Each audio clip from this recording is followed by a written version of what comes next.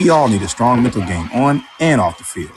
Make a game plan for your mental health at loveyourmindplaybook.org. Love your mind. Brought to you by the Huntsman Mental Health Foundation, the Arthur M. Blank Family Foundation, and the Ad Council. WKGN 1340. Go Vols!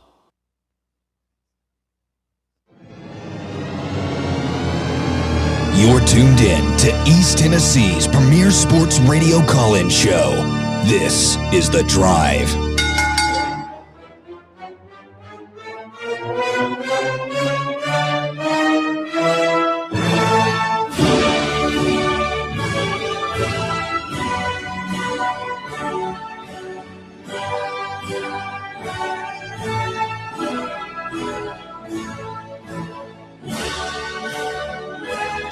And hello, good afternoon, and welcome to another stellar edition of The Drive here on Fan Run Radio. Russell Smith punching the time clock, 3:03 on a rainy Thursday afternoon. You know, I had one of those great moments we sometimes get in life, like, you know, when you're listening to a great song in the car and it ends right as you're pulling into the driveway? Yes. Today I had one of those. I'm driving through the deluge, frantically trying to get here on time. Totally lost track of time today.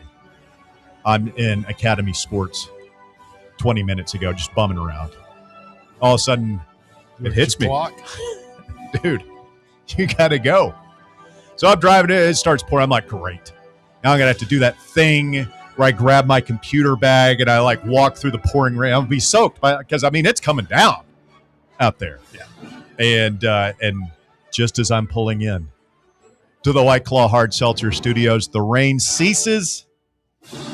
I'm able to step outside and walk comfortably into the studios where my companions, Bob and Bear, are waiting on me. Yesterday, we had no Bear. Today, we have no Walker. He was in Atlanta today to watch South Africa and Czechia battle to a thrilling 1-1 draw. South Africa. How about that? This is a bucket list item for young Walker Smith. Maybe he'll chime in and let us know how it went. Looked like a great crowd. I saw several other Fan Run listeners. The great Brian Johnson was out there. Not the guy from AC/DC. Another guy, but good Vol fan. He was there enjoying the festivities. And so we'll talk some soccer later. Lucas Panzica going to stop by in hour number 3. We'll talk about our big watch party, of course, tomorrow. We invite you to come down and join us. We'll be at Barley's in the Old City, one of our favorite places, eating some pizza, drinking some cold beverages, watching some football, and hopefully we will be drinking from the keg of glory, some knucklehead Westchester on my Twitter feed. I'm promoting the watch party. He says, you mean soccer? People actually watch that? Bob, you're a TV guy. More people will watch tomorrow's game between USA and Australia than any college football game this year, than any college basketball game this year. Then more people will watch this game tomorrow than watch most NFL games. This could be the biggest watched game in American soccer history. I think our game against Germany in 2014, which fell during the Eastern time zone, that was like 26 million people or something like this. Tomorrow could be an all-time moment for American soccer. You're correct. I would say you were right about even the NFL short of the Super Bowl. Yes. I mean, Super Bowl is kind 100 million people watch that. Well, and I mean, I think that's kind of what this becomes too, because when it comes once every 4 years, it's Team USA. They won their first game. It draws in a lot of casuals too, like myself. You know, I'm interested in that game tomorrow, but I don't follow soccer that avidly during the rest of the year. So there's going to be a lot of people like that. Join in our reindeer games. Yes, you too can have fun. Don't be one of those nattering nabobs of negativity sitting on the sideline with your arms crossed across your chest saying, no, I despise the change. I despise the different. I don't want to be a part of this. In short, don't be like Bear, pulling out your well-thumbed copy of the Communist Manifesto and refusing to participate in this great act of American patriotism tomorrow. That's entirely rude. I was going to strap on my Welcome back, by the way. It's good to see you. Yeah, we Glad missed you could make it in today. Well, yeah. Sorry about that. I had a thing. Was going to wear my back-to-back World War Champions T-shirt tomorrow. With the hammer and sickle? No, I mean, with the American flag. They were on our side. Yeah. My Uncle Sam. Yeah, Patton tried to tell everybody and have to, to turn around and attack the Ruskies, but everybody was tired of war, Russ. Thankfully for your people, that didn't happen, I suppose. Those aren't my people, Russ. People were running like hell from the Krauts over in Germany. Oh, when you say that, is that a slur? Well, I feel like, if they were rounding half your family up in boxcars and shipping them off. Here we go. Welcome back. I mean, I feel like I've got a really good reason to still harbor some ill feelings towards the Did you see the guy Bavarians who was dressed like Hitler at the Germany game? No, I didn't. Why would you do that? I thought it was AI at first, but I saw it numerous different places, and it was like the same picture. I don't know. So when you say dressed up, I mean, there's a particular look. Well, not with the uniform and everything, but he was wearing like the Germany soccer shirt, but he had the haircut and the mustache. He had the square mustache. That's what I'm saying. There's a particular look. I mean, it was unmistakable. You know something I've noticed about the Hitler haircut, but it's very similar to? Oh, boy. The Bama Banks. That mustache never came back, man. Michael Jordan tried it for that one Hanes commercial, but didn't catch on. I think as soon as people noticed, wait a minute.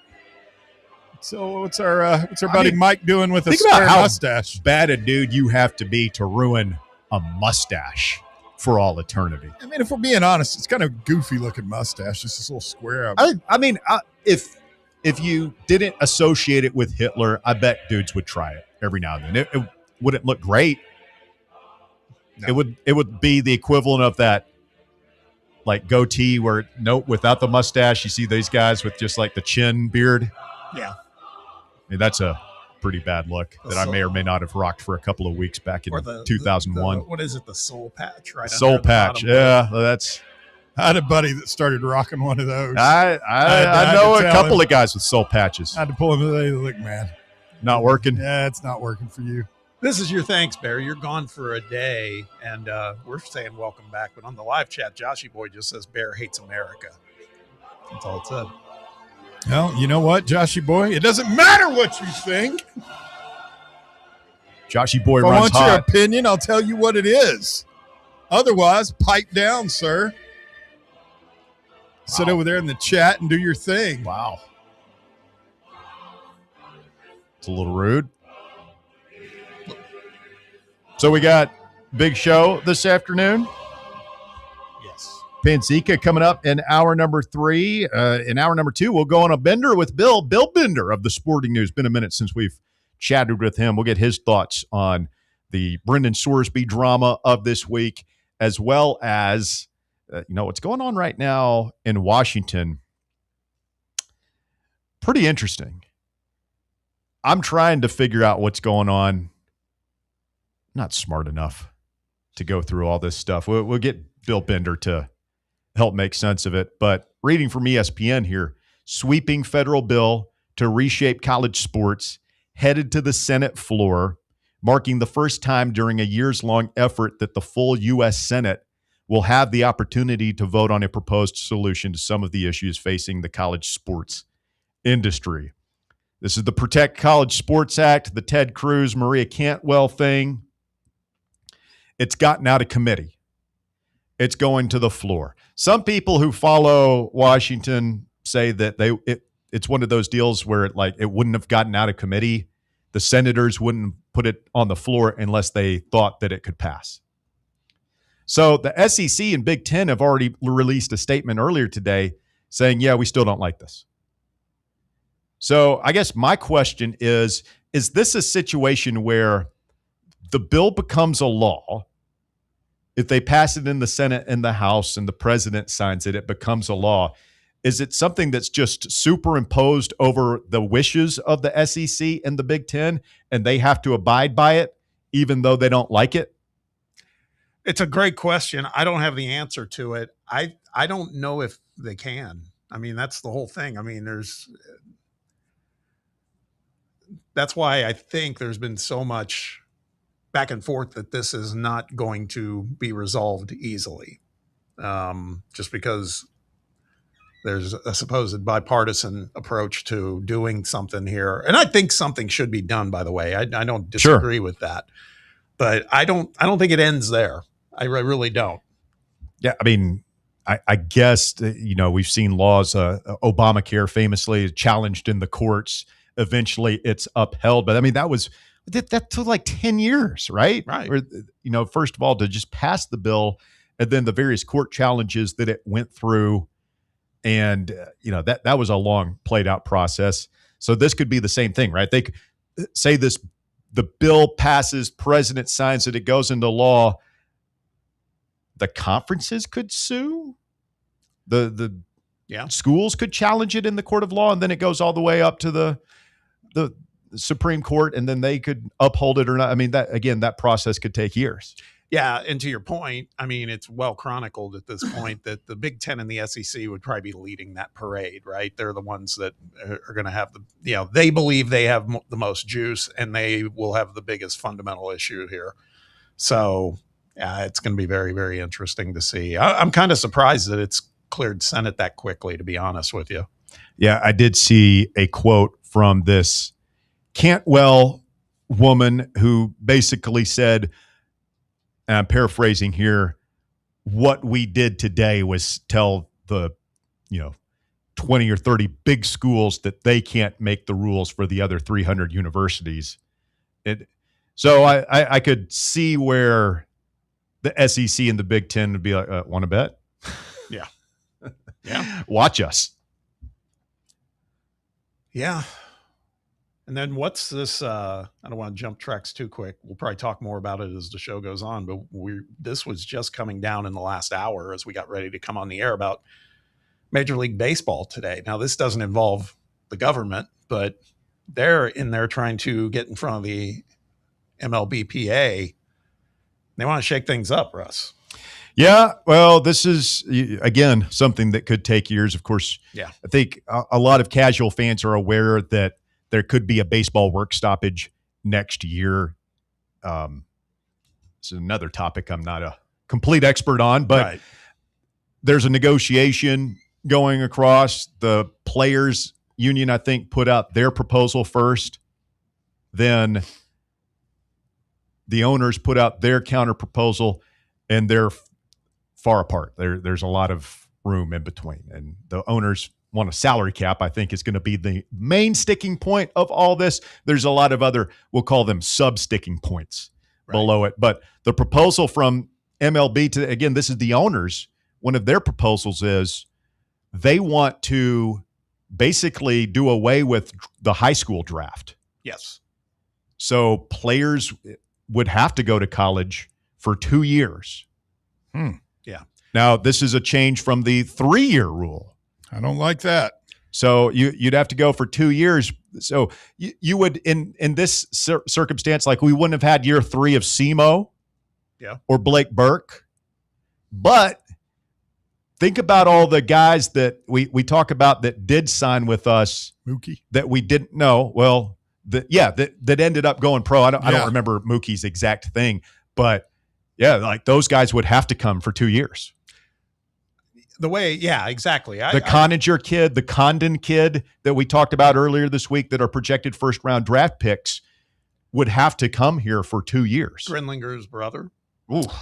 Yeah, and so I think it's kind of it probably is a wash in the end. I do like the idea of not letting them go out of high school into the draft. I'm going to say I buy that. I can't imagine the countless number of players that have not made it in baseball that have done that, chosen that path. Maybe with a couple more years of development at the collegiate level might change things. I'm sitting here wondering if the end result of that would be it would improve the major, professional baseball, because these guys will be a lot more ready. Who's ready to go and play a professional sport right out of high school? I don't care if you are going to, whatever they call it, single A, small A, or whatever. I do kind of wish it was 3 years, but I mean, I'd love for the NBA and college basketball to get together and do a 2 or 3 year rule like that. Now, I say that, we wouldn't have gotten year 3 of Blake Burke. I don't know. Maybe we would have, because I would imagine under this, like, you don't have to go to the draft after year 2. And Blake Burke famously had his sophomore slump. So maybe he would have wanted to come back for that junior season to improve his stock. Similar to the conversation we're having right now with Blake Grimmer in terms of leverage. Blake Grimmer is a draft eligible sophomore. So he could decide to come back to Tennessee if he's drafted in the 5th round or later. And his signing bonus that he would be offered is negligible from a big picture standpoint. And he felt like by coming back to Tennessee, hey, I come back, have a great junior season, then I can go in the draft again and maybe be drafted in the 1st or 2nd round, like we've seen a couple of people do in years past. If I have a really dominant season, and he still has that leverage because he'll only be a junior. Yeah. So he could still have leverage over the draft and say, well, I come back for a senior year if I want to, which I don't think you would do. Mm-hmm. But anyway, interesting situation right now, and a lot of change in the world of college sports, trying to be vetted out in Congress, trying to be vetted out through labor negotiations in Major League Baseball. And then there's those of you who are just wanting football season to hit. And I put a poll in the field earlier today. I wanted to get a good amount of results before we came on the air, and kind of shocked at this, quite frankly, because we talk about football and are you excited? Are you not? Faison Brandon as a true freshman, what does that mean for the ceiling in terms of wins and everything next year? And it feels like that the excitement level is down a little bit. Not non-existent, but just down a little bit, just in terms of, I don't think the hardcores feel like this is a playoff caliber team. This feels like, I've heard a lot of people use the term bridge year. Put the poll in the field. How excited are you for UT football this year? Very excited, excited, not very excited, or no excitement at all.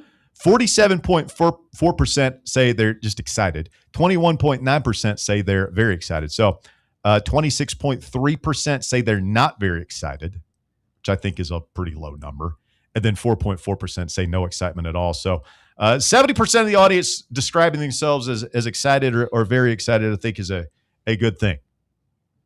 Yeah. For Danny White and those hoping for full seats at Neyland Stadium this fall. I would kind of characterize it as I'm excited, but brimming with optimism. That's what I'm not, but I'm certainly looking forward to it. If there's a level between very excited and excited, I'm more than excited. Yeah. I'd be lying if I said I was very excited. Yeah. Yeah, I agree. I'm excited. Indiana fans are very excited right now. Yeah. Oh, they're very excited. Yeah, they're thinking repeat. Ole Miss fans, LSU fans, very excited. Texas fans, Ohio State. These are the very excited fan bases. I think we're just a notch below that. Yeah. Which is fine. Or is it? We'll discuss. 865-966-3435. Your phone number to get on the show this afternoon, 966-3435. If you want to chime in, what's your excitement level for Tennessee football? We'll go open lines this hour. We've got guests the next 2 hours. We'll squeeze calls in periodically as well. But if you want to jump on, go ahead and take your shot now. 966-3435. You're listening to The Drive, Fan Run Radio. Back with more right after this. The Drive. Can't get enough Fan Run Radio? Download the free Fan Run app.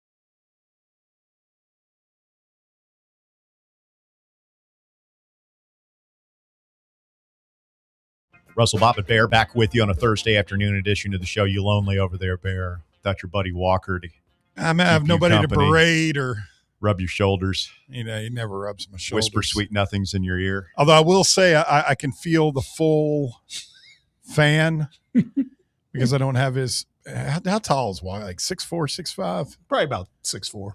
6'4". What's he go about? 320, 330.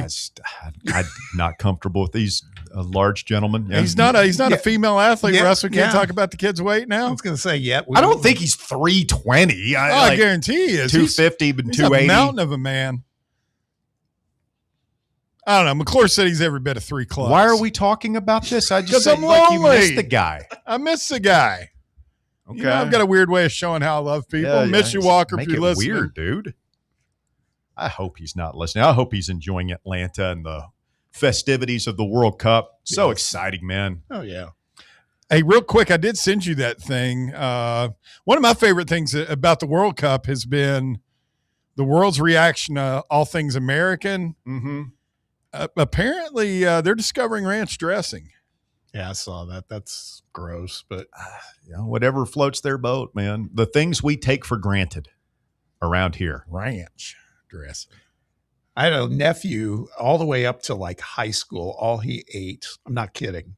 And he was like an athlete, good, really, athletic kid. He ate like bread and ranch dressing. That doesn't sound very healthy. No. Kids eat. So, I mean, I ate really bad as a teenager and college. Still don't eat great.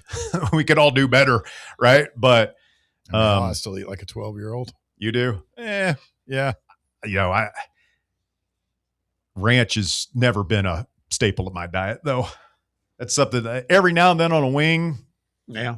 That's the only time I eat it is with wings. My kid I don't like eats it on dressing, pizza. on I don't understand salad. The people that eat it with pizza. Oh, No, it's got that's- awful on yeah, a salad. That's Oh, I had it on a salad today. I'm strictly ranch. like an Italian or a balsamic. Jeff on the text box wants to know, you guys made a big deal about Sawyer Solitaria visiting this week. What's the follow-up there? Bob, I'm going to let you, I mean, this is your territory. No, I've heard he's in town. He's in town right now. Yeah. Yep. So I'm guessing that's for a visit. I know there's been other perspectives saying that that they weren't aware of a visit, and that could be, but that was earlier in the week. Well, that's it. I mean, they've been very tight-lipped about all this, and there's a lot of vague. Well, the last one I saw before we came on today was Braden Randall, who is an Ole Miss kind of utility guy. Yes. And it's like, well, this is a road they might go down. Like, stopping short of even saying that he's going to visit. That is basically like, I guess we're talking to him. Yeah. But I mean, that's pretty exciting guy to me. He hit 458 in the postseason this year. Only 259 for the entire season. Started 45 games, 259 batting average, 4 home runs. So not great numbers, but he caught fire in the postseason. And a guy that can play a variety of positions, like I think he's being looked at as a potential shortstop. So guy who has experience in your league, that's an intriguing option right there. But Solitaria would be, again, that's the dude from Kent State who came in here and just about destroyed us. Oh, yeah. No, he's a player, man. I mean, and again, here's the thing that's big guy, like 6'4", 6'5". 6'5", 220, something like that. So, yeah, I mean. 220, Bear, not 320. We kind of whiffed in the past week on some of these other guys that came through. Suchi, Wax, and Malky. You texted last night saying he committed to Arkansas. Yeah. So we got to keep bringing people in. And I get it, man. It's highly, highly competitive. So that's probably why everything's being played so close to the vest. So I don't see what advantage you get from there. Like if Tennessee's trying to keep the fact that Solitaria is in town quiet. Yeah. Everybody in baseball knows about that guy. Like it's not like Dave Van Horn at Arkansas or Kevin O'Sullivan is to be sitting around going, oh, wait, Tennessee's recruiting that kid. Oh, we need to go and get him too. Yeah. Yeah.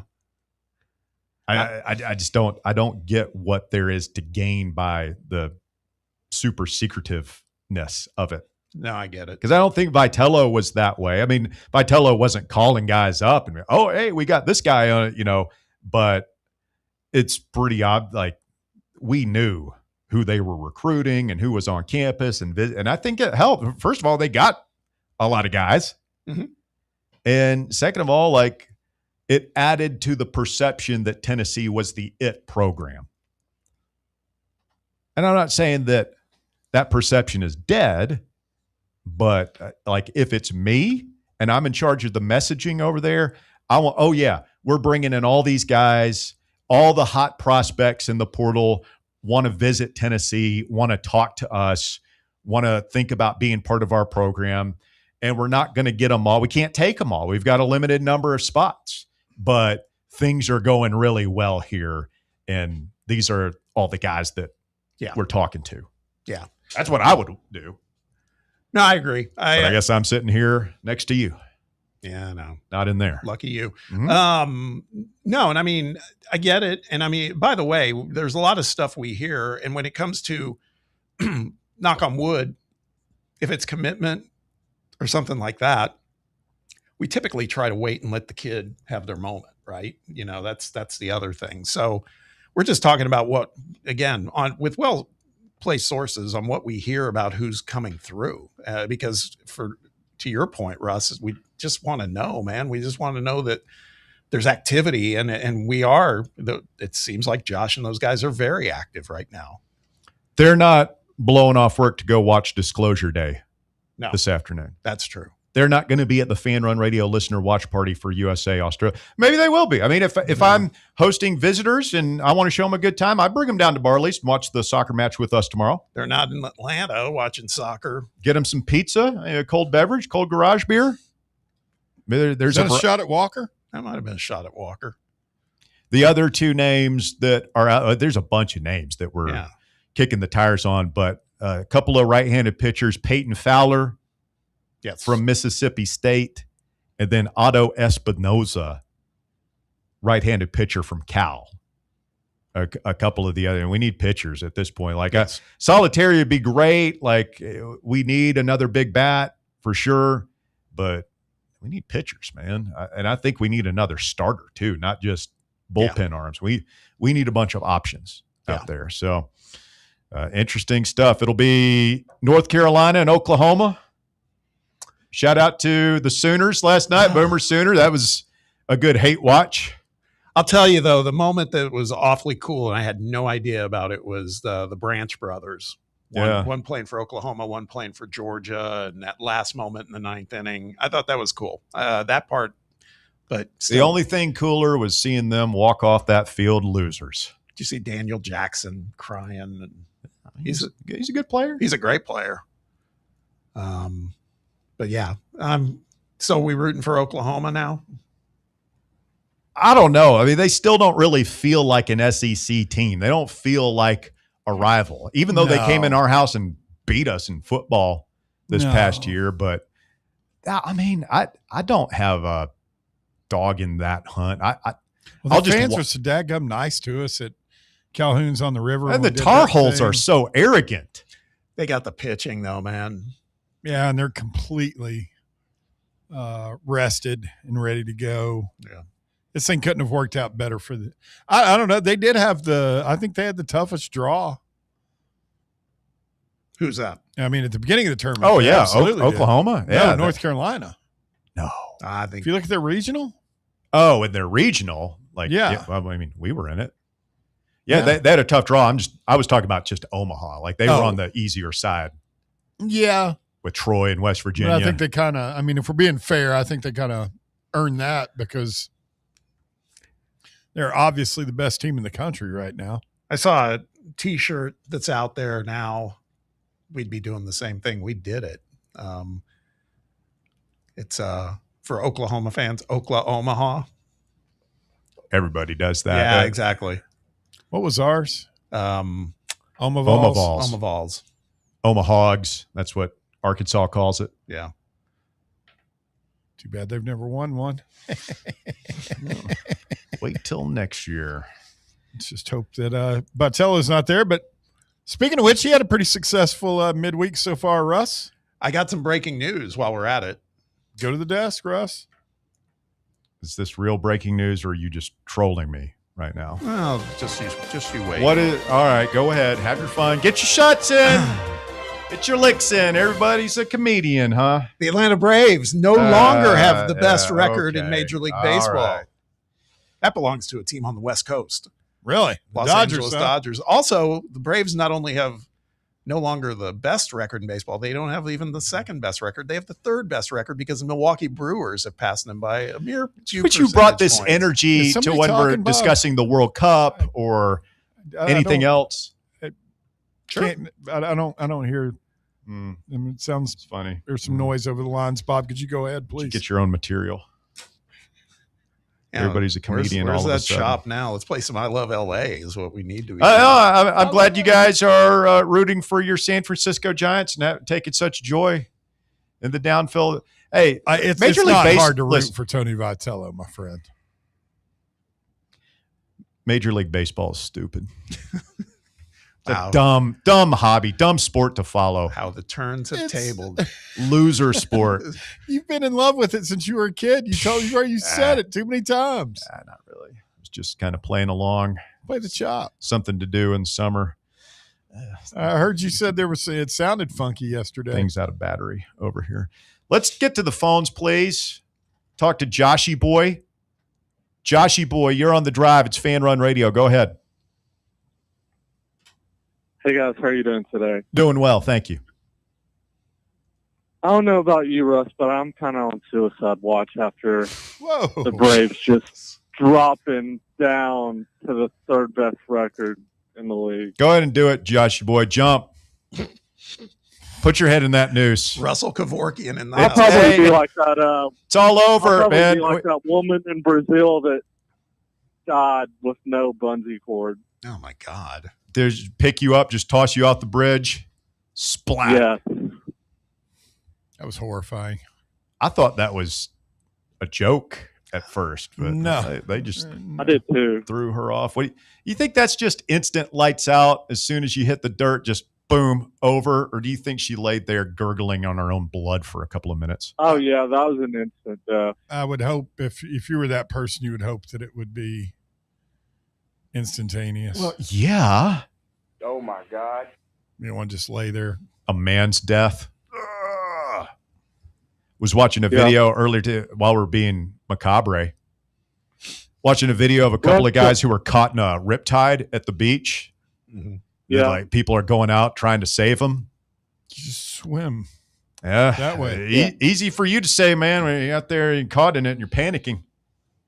Speaking of Well, at panic, least 'cause we don't I'm all have over to- the place a little bit right now. Have you seen the scenes from New York City with the parade and the people who are stuck in the subway? No. Yeah. Oh, man. I don't want to watch it. It's All the crazy. claustrophobia. Yeah. Whew. Terrible. Hey Bob, did you see where New York police thought Tyler Kolek was a fan? Yeah, I on did the see street that. today? Poor dude. That was ridiculous. No, really, I'm on the team. Yeah. He was walking on the street there, kind of, high-fiving fans and everything, and the security and the police, they To be fair, he doesn't cut the figure of an No. NBA superstar. That's all, is he? No. 6'1", Oh. 6'2". He's like, I mean, that happens. It looks like Brett Hullander, basically. yeah. And Did- he finally had to explain himself, and then somebody came and grabbed him and took him away, like in a good way, like, yeah, come on over here. Yeah, I saw it. It happened over the weekend to one of the McLaren at Formula One in Barcelona. It's a kid's name, Oscar Piastri. I mean, not in America, but he's. Household name. You'd think if he's walking up to the track at a Formula One. Was he wearing his suit? His fire suit? No, I mean, that's they his don't wear problem. their fire suits in, but he was He should. head to toe in McLaren gear with a lanyard. So I ended up answering your poll question, Russ. How excited are we for the football season? I answered excited. You're not very excited?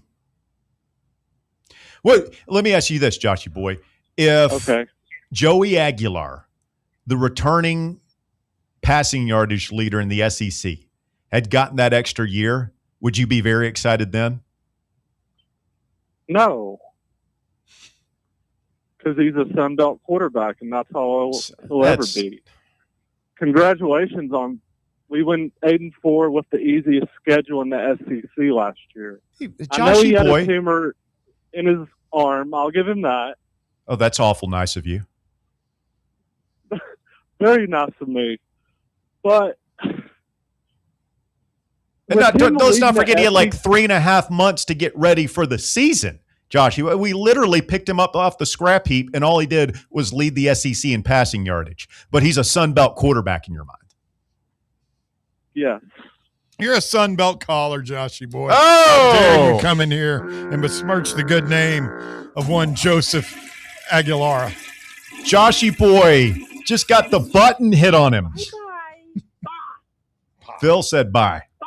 So did Titans Bill. Bye-bye. Knucklehead, get on here and call Joey Aguilar a Sun Belt quarterback. You wouldn't be more excited about this season if the SEC returning passing yardage leader was your quarterback instead of an untested redshirt freshman who weighs about as much as me in high school, or a true freshman. Get out of here, man. You're not serious. You're not being serious. You're not serious people, to quote Logan Roy. Faison probably weighs more than you did in high school.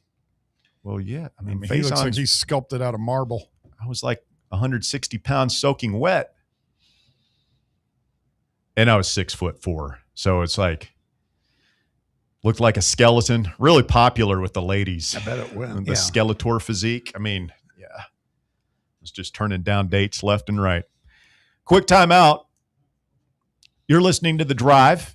Fan Run Radio, 865-966-3435. Your phone number if you want to get on the program this afternoon. Quick pause. We're back with more right after this. The Drive. Check out exclusive Fan Run video content on YouTube.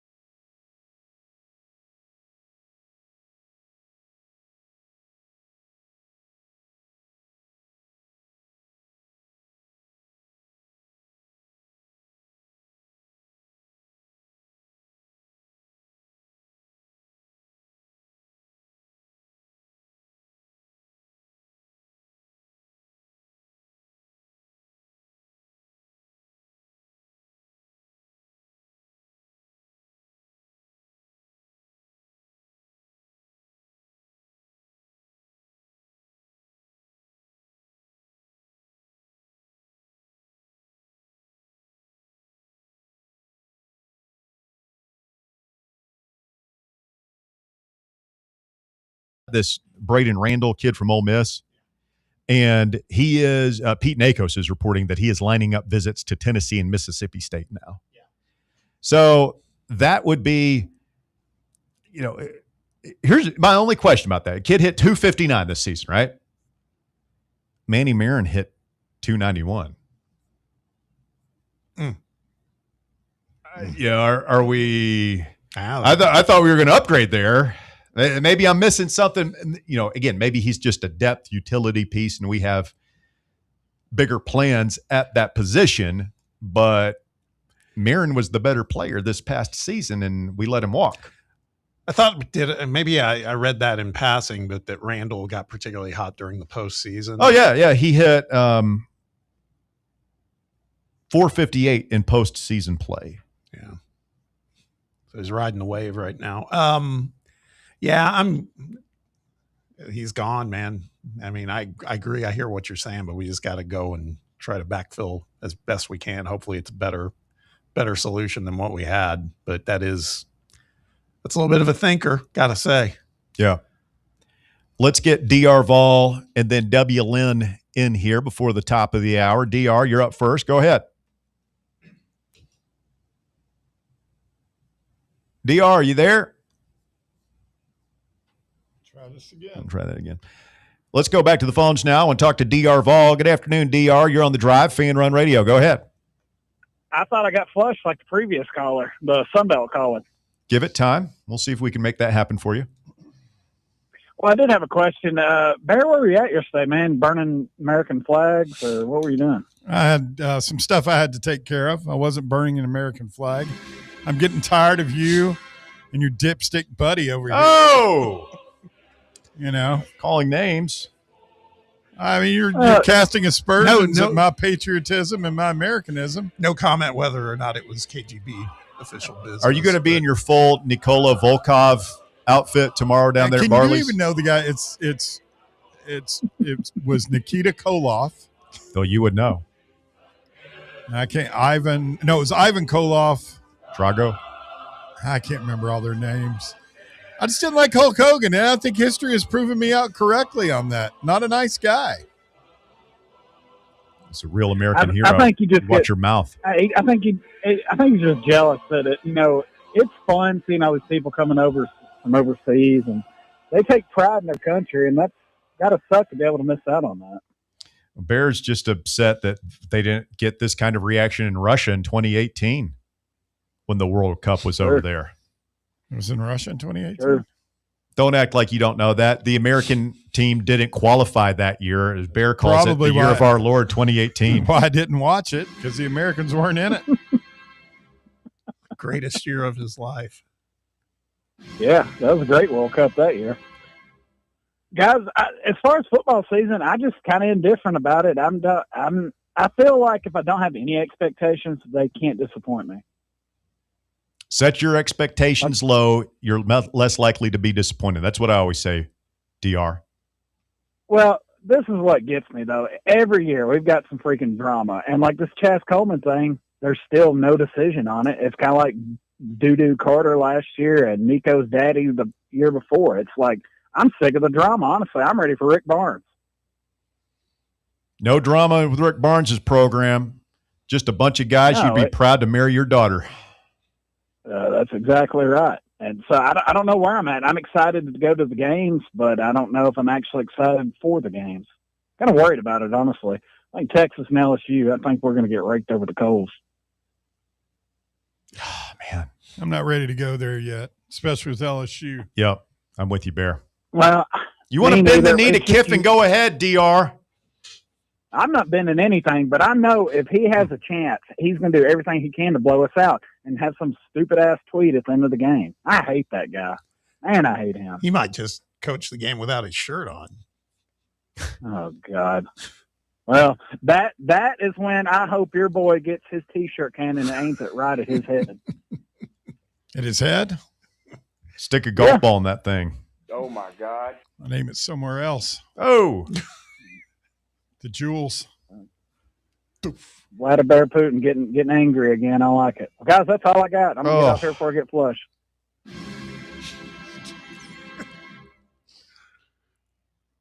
Thank you, DR. It's like Bears walk-up music. Let's get W. Lynn in here next. W. Lynn, you're on the drive, Fan Run Radio. How are my French compatriots doing today? Doing well. How are you, sir? I'm very blessed. Good. I've got a deer collision story to tell you. Oh, no.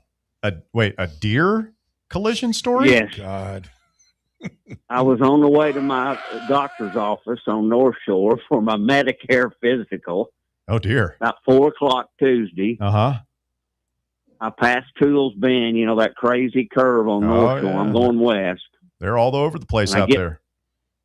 I get to the wooded area, and the first thing I saw and the last thing I saw was a deer in midair.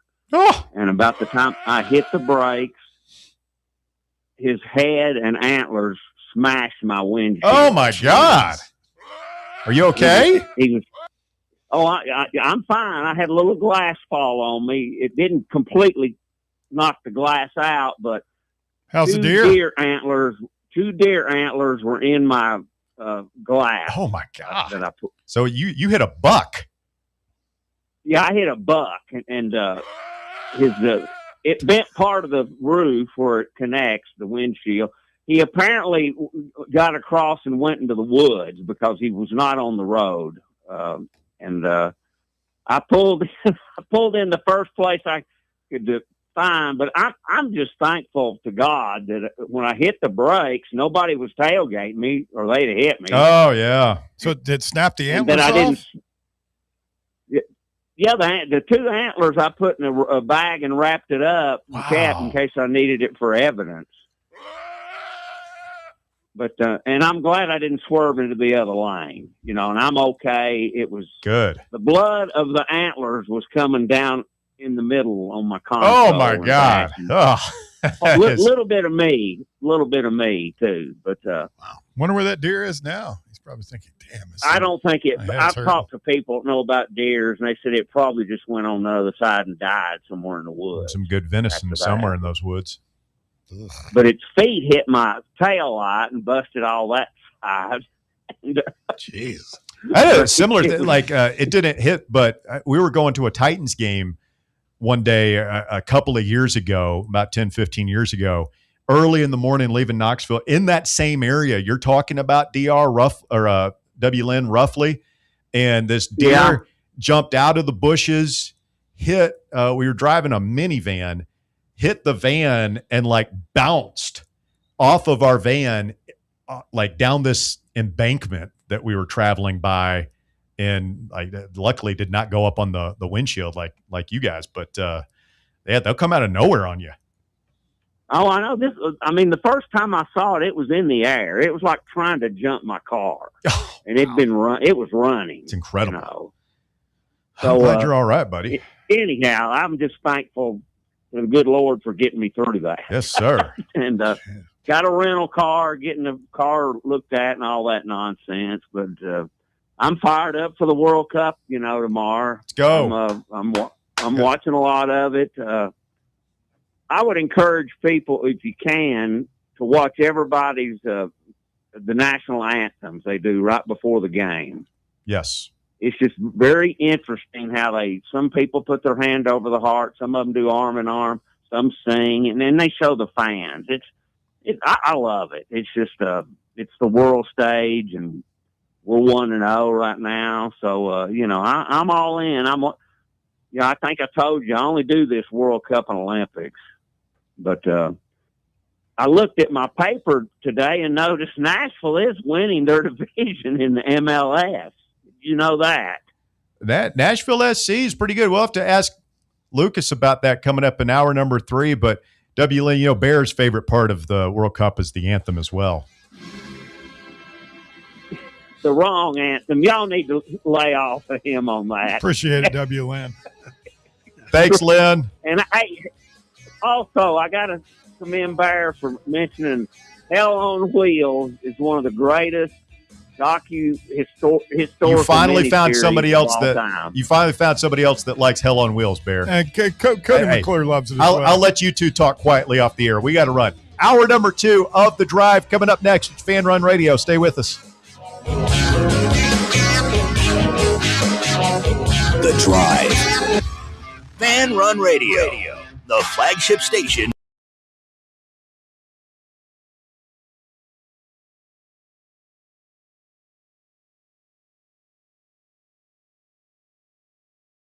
Hating, hardcore, bring the noise, causing a ruckus, don't give a damn. Sports station. Sports talk that doesn't just hang up and listen. For the fans. This is Fan Run Radio. Get some. In a world filled with deadlines and screens, sometimes we forget the simple joys of life. Days filled with special moments. At Inward Half, we understand the essence of these moments. Feel the difference between our breathable fabrics and flexible apparel as you disconnect from the hustle and bustle and reconnect with what truly matters. Inward Half. Simple luxury for on and off the course. Hey, Vols fans, Cody Brown here. I grew up right here in Tennessee and know what it means when someone says, I've got your back. That's why you can trust Farm Bureau Insurance of Tennessee. Whether it's your home, your vehicle, your family's future, or the business you built from the ground up, we will show up for all of your insurance needs. We are Tennesseans who understand what matters, which is doing right by you. Insurance is not all about just paperwork and policies, but it's about the people we insure every day. So if you want insurance that hits home, give me a call at 865-992-3871. Go Vols. Are you ready for the start of a new season? Maybe looking for your team to go on a tournament run? Get game day ready with Crumble. Head on over to your nearest location and pick up 12 pre-selected cookies plus exclusive toppers. When you're looking for dessert options, there's no question about who you should call on. Our listeners already know. Last year, the Dubai chocolate was a home run, along with the brownie batter. Oreo crumb was another crowd favorite. What new flavor will set the standard this season? If you're in the Knoxville area, there are 3 locations ready to serve you: Clinton Highway, Parkside Drive, and Maryville. Download the Crumble app to build your best lineup and vote on the best combos. You can even put your bid in to request a new flavor. Order in the app and slide on over to your nearest location. Tell them Fan Run sent you, and as always, it's for the fans, by the fans. Don't miss the cookies. Are you thinking of buying a home but don't know where to start? Well, call VFL Josh Travis, your local mortgage expert with Foundation Mortgage, based right here in Knoxville. Whether it's your first home or your forever home, he'll keep the process simple every step of the way. To get started, visit mortgagebrokerjosh.com or call 423-312-9777 today. Foundation Mortgage Company, LLC is an equal opportunity housing company. NMLS number 1387311. You're listening to FM 105.7 and AM 1340. WKGN Knoxville and W289CU Knoxville. Fan Run Radio. We really need to get some branded stuff. Shirts, hats, promo items, something professional. I mean, we could just find a website and order a bunch of it ourselves. You could, but you're taking a big risk. You don't know the quality, the fit, the timeline. It's a roll of the dice. Yeah, I guess, but isn't that how everyone does it now? Not the ones who actually care about how their brand looks. Look, if we're putting our name on it, it needs to be done right. We need SM Athletics. SM Athletics? Yeah, they specialize in working with businesses like ours. Apparel, hats, promo gear, but real, customized stuff. They actually care if it turns out right. Probably a lot better than getting stuck with 100 t-shirts with crooked logos. Exactly. Plus, they'll walk you through everything. Sizing, colors, material, so it matches the image we're trying to build. Makes sense. What's the name again? SM Athletics. Trust me, if you want to look like a real company, not a flea market stand, this is the move.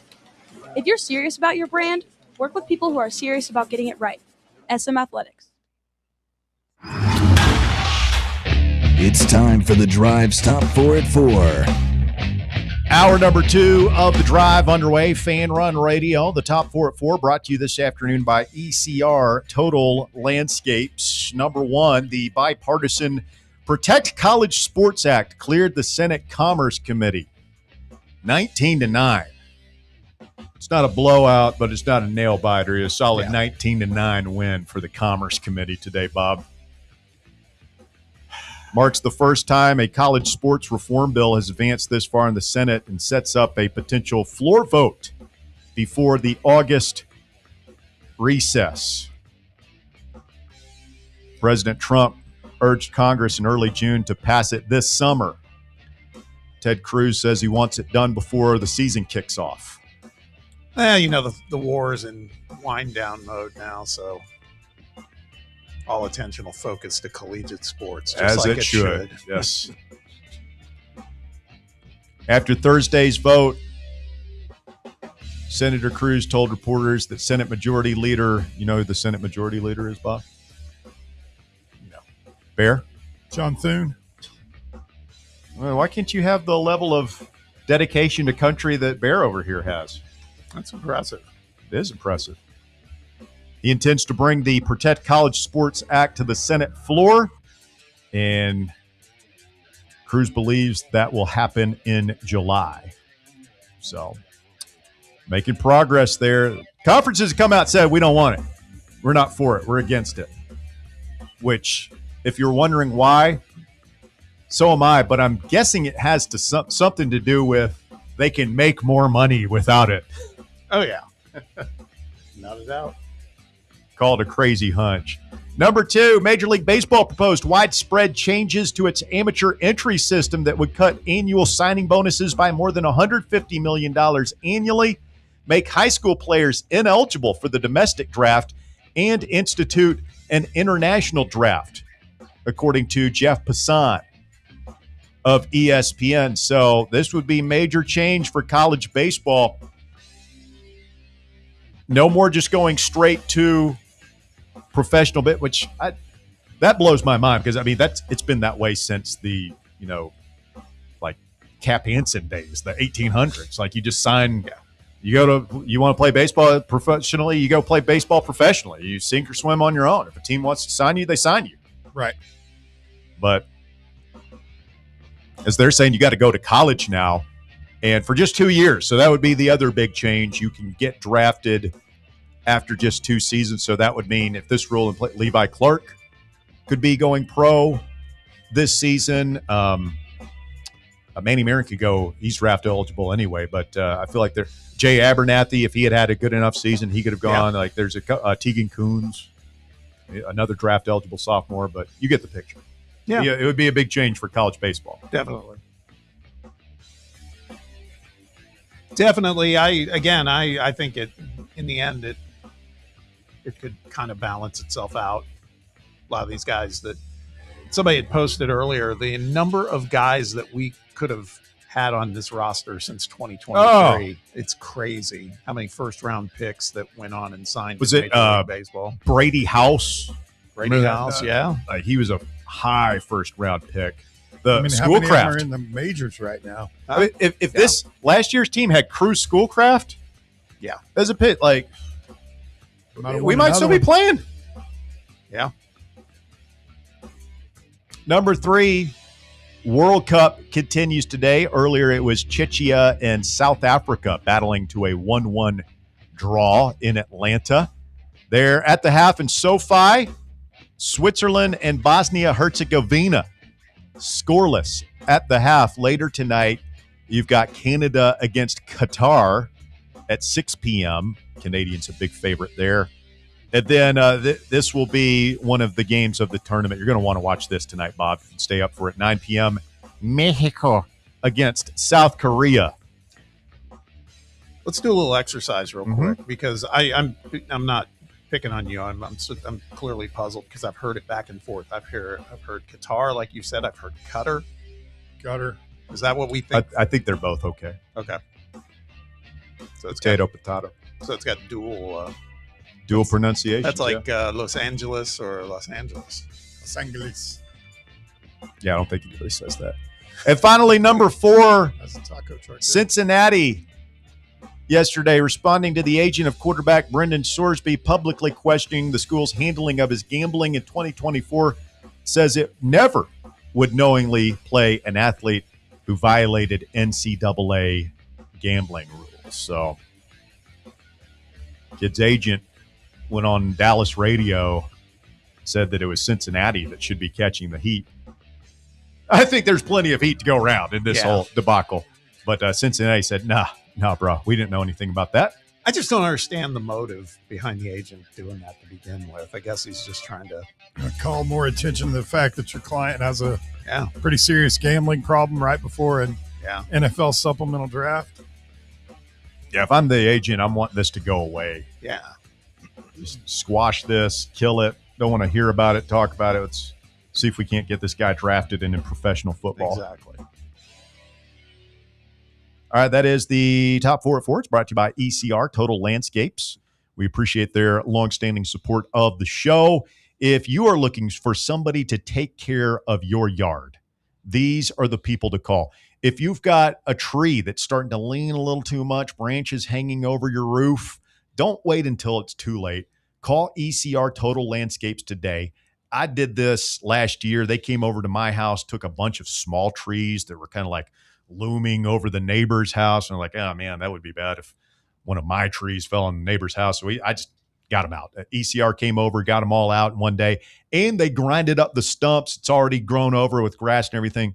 Looks great. Also, if you need landscaping, mowing, trimming, the edges, flower beds, the whole 9 yards, you'll get 10% off their monthly maintenance package at ECR when you mention promo code FANRUN. Just call them up, tell them you heard us talking about it, FanRun Radio. They're going to hook you up 10% off that first month. Great savings from our friends at ECR Total Landscapes. Call today to schedule your free estimate, 865-384-2012. Tell them FanRun sent you. You could also just go online to ecrtotallandscapes.com. Coming up, Bill Bender of the Sporting News going to join the show, and it'll be interesting to get his thoughts on the Sorsby thing. Is we've been talking to Bill for many years here on The Drive. Very valuable guest, very valuable perspective because he's based in Columbus, Ohio, where he's written for the Sporting News covering college athletics for a number of years. And so particularly now that the Big Ten is living up to their side of the bargain. I mean, like SEC, was kind of like they were our punching bag for so many years. And now the shoe's kind of on the other foot.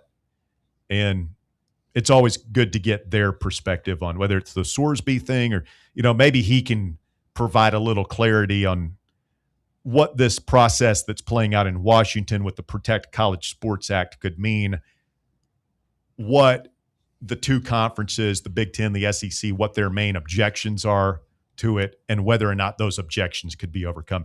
Is there a version of this bill that Tony Petitti and Greg Sankey can sign off on? Mm-hmm. I mean, I think some of this too is they're trying to put, and Bill can elaborate on this when we get with him. Government's trying to put some mechanisms in place that are based on dollar revenue thresholds that would preclude the SEC and the Big Ten to go the Super League route. Mm-hmm. Because it's and the SEC and the leagues want that as, I don't think they want to do that. Sankey, he's on record, and I believe him. I don't think they want to do that, but they want that escape hatch. Yeah. Yeah. Well, and what's funny is they're putting a number. What they're proposing is, as I read it, is a number in place that is already what's being achieved by the SEC and Big Ten combined. So I found that interesting. What does that mean? So all I read was to be considered one of the power conferences, you have to be generating at least $700 million in revenue a year. Yeah. And so that just makes a power two. Yeah. Because the Big Ten or the Big 12 and ACC are not at that threshold yet. No, I get it. That's the part that's kind of puzzling to me, but the ACC doesn't? No. Huh. No. That surprises me. Yeah, so the $700 million threshold is the one, but then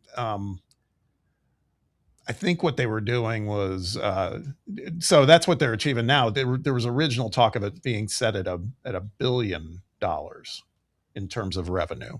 So that gave more headroom for these conferences to go. Seems kind of silly if you ask me. Yeah. Somebody wants to know what did the deer that W. Lynn hit sound like? Well, it's funny you should ask. We have live audio from the scene.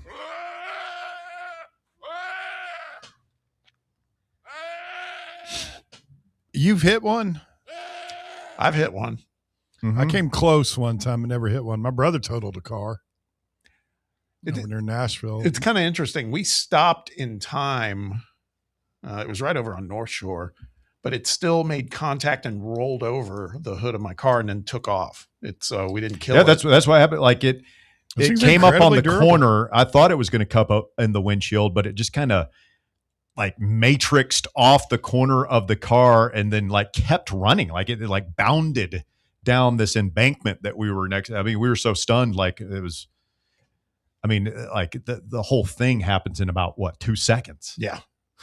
It is stunning.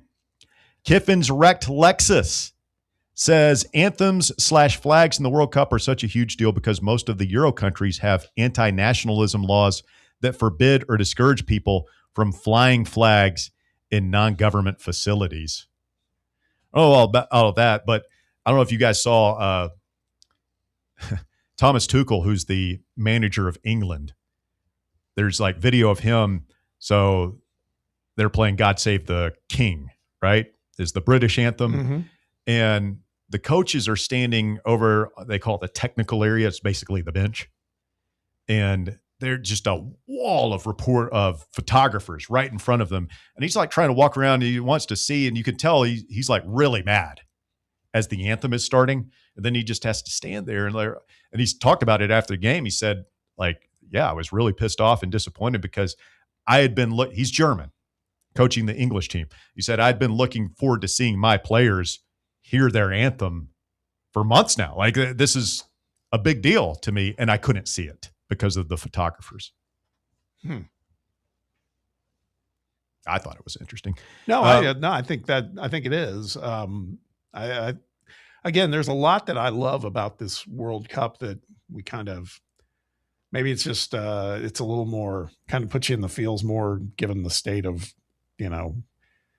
national pride's kind of important, right? And well, the smaller countries too. You watch some of these guys with literal tears streaming down their face as they're singing their anthem. Who was the guy from the Broncos? It wasn't Noshawn. Who the running back from the Broncos who, like, the famous GIF of him just he's not crying so much as leaking from his eyes during the anthem. I played at Georgia. Maybe it was Terrell. Terrell Davis. Terrell Davis, maybe. I want to say it was past that. I feel like there were a lot of Georgia running backs that played for Denver for some reason. Well, you'd want any of those bums? One of the more recent ones I remember Nick Sirianni was tearing up during the anthem. Does that happen to you, Bear, every time you hear the for the beginning? Love of God. No. No, he says no. Don't let it stop. People Keep actually playing it. believe this stuff this propaganda you put out. Propaganda. I mean, I don't know anything about that. It's more of a task type thing. Yeah, which you model your whole persona after in the afternoons. Let's talk to T-Dog. Good afternoon, T-Dog. You're on the drive, Fan Run Radio. Hey, guys. What's up? I hit a deer one time. Mm-hmm. What I'm about to tell you is straight facts. That's always a good preamble to a story. What I'm about to tell you. When somebody says that, it's probably going to be pretty interesting what he has to say next. Cue the X-Files music. Yeah. Go ahead. Yeah, this happened many years ago, probably 15 years ago. I was coming home one night late, driving my big F-250. I was coming home from a date, and my girl in the seat next to me. Yeah. And plowed into a buck deer that ran across the road in front of me. Oh, man. And, knocked its antlers off, And knocked him out of his shoes, deer, he looked like that deer. You ever seen the little Open Season, that little old cartoon they made years ago? Yeah, it looked like that deer. Yeah. So I knocked him out and pulled the truck over, and he's laying back there in the middle of the road. So I'm like, hey, that's free meat right there. I'm just going to take him home. So I get out of the truck, and I go back there, and I'm trying to get him loaded in the truck. He wakes up. Uh-oh. Yeah. apparently he wasn't dead. Apparently, it just knocked him out. Probably a little concussion there too. So this is basically the T-Dog's equivalent of the scene in Goodfellas, where the guy in the back, looks like somebody we know. Yeah. So I did what you're supposed to do in that situation. I jumped on him and choked him out. Oh my God! I thought you were going to say ran like hell, which would be you put the deer in a rear naked choke. Yeah, I choked him out in the middle of the road. There were people driving by, rolling down the windows, wondering what in the world is going on. Wow. I'm kind of wondering myself. How long did it take to strangle him? It seemed like 20 minutes, but probably only like 5. So, did you kind of climb on his back and get it? We're talking rear naked choke here. Did you do the WWF sleeper hold? Yeah, you had to pin it down and wrap your hands around his throat and just squeeze. But that's all you had to do. Did it struggle? Not really. It was pretty concussed. So you were putting this deer out of its misery. Is what you're saying? Yes, that's exactly by strangling it to death after you hit it with your car. So I finally choked it out and threw it in the back of the truck. And the best part of the night was because of that whole kerfluffle, I ended up getting my date home too late, past curfew. So I walked her inside the house. So and this her daddy was standing there. This is your younger days. Yes. Her daddy was standing there. Yeah. Why are you late, son? So I just looked at him and said, come and see. So I took him out there to the truck and showed him that deer sitting in there. And you know what he did? Field dressed it? He field dressed it for me. Oh my God. You still see the girl? No. That's been many moons, my friends. That might be the best thing I've ever heard. T-Dog in the middle of the road just strangling a deer to death. That's fantastic. Yep. Have a good day, guys. Wow. That's a good one. I've still got some questions. I hope he calls back. We didn't have time for him, but nothing will ever top the AIDS cat. Thank you, T-Dog. We appreciate that. Wow. I'll have to pull that. That clip is about to go viral. Quick timeout. The Drive continues. It's Fan Run Radio. Back with more right after this. The Drive. Big Orange Country's home for sports. This is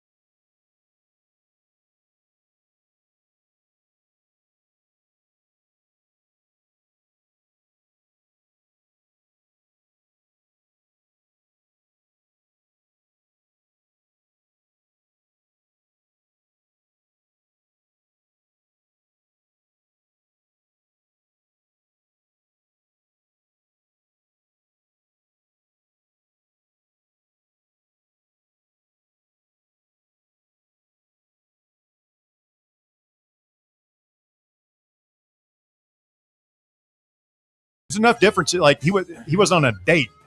Right. And it is fairly common. Like, I hope T-Dog calls back. I've got questions. The fact that he did that on a date that's next level. That's outstanding. The fact that he would have the cojones to go grab on a deer like that, honest to God, Russ, that's a really good way to get yourself killed.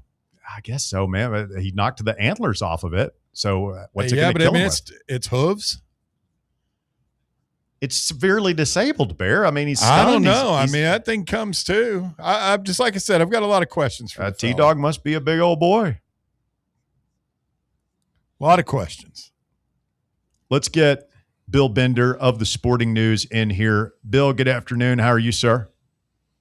Well, I was saying on the break, I grew up in Southeast Ohio. We know we've hit a few deer. I've only hit one once, and it hit me, if that makes sense. And if you'll indulge me for 15 seconds. Please. I was driving home from work late one night, newspaper, and it's that time of year where they're out, and I was going fast on the back road. 3 of them kind of popped out, and it was like 3 of the them? greatest maneuvering. Yeah, 3 popped out in the middle of the road, and I maneuvered through 2 of them somehow, and I was going to get past the 3rd one, and for some reason he ran into the back bumper. So, fortunately no deer were injured or any of that, but they pop up at the worst times. They do. They do travel in packs because they are all over the neighborhood where my parents live in. And like, if you see one in the road, you better slow down, even if it's past, because there's likely to be more with it. Correct. So yeah, we learned how to do that at a young age as well. They'll be we're not in a big city by any means in Pickerington, but they'll be out in the middle of the road here in Pickerington every once in a while. So, you just got to watch when you're driving, especially at night anywhere, I guess. So I'll have to go back and listen to this full story so I got the whole context in. Mine's probably not as good, but they're everywhere, man. No, we just had a guy call the show, tell us about the time he hit the deer. He's on a date, hits the deer with his truck, thinks to himself, that's good deer meat. So he goes back and he's loading the deer into the back of his truck when all of a sudden it wakes up and starts thrashing. And so he said, and I quote, "I did what you're supposed to do in that situation and strangled it to death." That sounds like something my college roommate would do, but he's a hunter outdoorsman type. And that's amazing. That's an amazing story. He put the deer in a rear naked choke and said it took what felt like 20 minutes until he took the deer home. And then he was late returning his date. He's like a teenager or something. And his the date's father wanted to know why he was late with his daughter. And luckily, I guess he had the deer in the back because no dad is going to believe that. But he said, but he's got proof. Come out and see for yourself. And then the father comes out and field dresses the deer for him in the back of his truck. It's impressive, Bill. Amazing. This is award-winning radio. This is much better than talking about Brendan Thorsby and the Protect College Sports Act. I can tell you that. Can't tell it's summer, right, Bill? Right. We've been doing this for 15 years now, 16 years in September, as a matter of fact, and that was certainly a top 5 moment in the history of this show. So, Bob, I'll let you transition us here into a little football talk because there is stuff going on out there. It is quite the off season in the world of college football. Yeah, Bill, I appreciate you joining us. You mentioned Brendan Thorsby, and I feel like we still need to, I like getting perspective from writers in terms of their thoughts on it and everything. And I saw your piece on sportingnews.com and I thought it was great. And I thought it kind of resonated with how I feel. And first of all, that is Texas Tech, who apparently was the ones that made the call on this, not necessarily Thorsby's camp, but they, that feels like the right thing. That's great. But it sure feels like the stink will probably linger around their program for a little while. I don't think it'll be long lasting, but I think this next season is going to be really interesting in terms of just the optics. And maybe they don't care, but I would also say that maybe a little less Cody Campbell in their world, at least in terms of him speaking and being in front of cameras and everything might help too. Yeah, the reputational hit will be there for a while. One of the things I was happy about Monday night was that college, common sense won out. I've said that all week. Common sense of what do you really think is going to happen if Brendan Thorsby takes the field this year?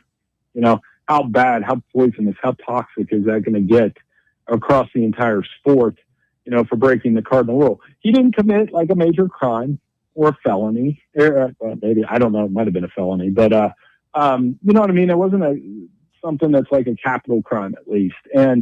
But he committed an act that you can't do as a college football player. You can't bet on the games. And everybody that's competed in sports knows this rule. We certainly do here in Ohio because, all of us were taught to play baseball like Pete Rose.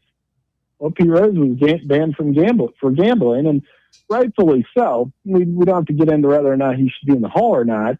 But, that was a tough one if you grew up around here. And for Brendan Thorsby, I'm happy for him that he gets to go to the NFL supplemental draft, continue his treatment, and perhaps in that forum he becomes a comeback story. But it just wasn't meant to be at the college level. Yeah, and on that note, too, I saw today, because there's been a lot of back and forth on shows like ours about, will NFL teams show any interest in this kid? And I've been saying, hell yes, I think so. And then today I saw that that all 32 NFL teams plan to be at his pro day whenever that happens.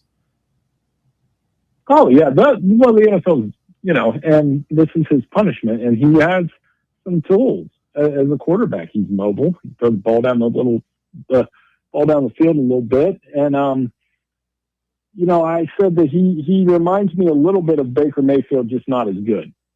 Maybe not the same arm strength, maybe not the same ability. So he's going to have some opportunities to play at the next level. He's got to claw his way up the depth chart. He's got to prove himself and all of those things. But now that you bring that up, all 32 teams, NFL teams, they are in the business of winning football games.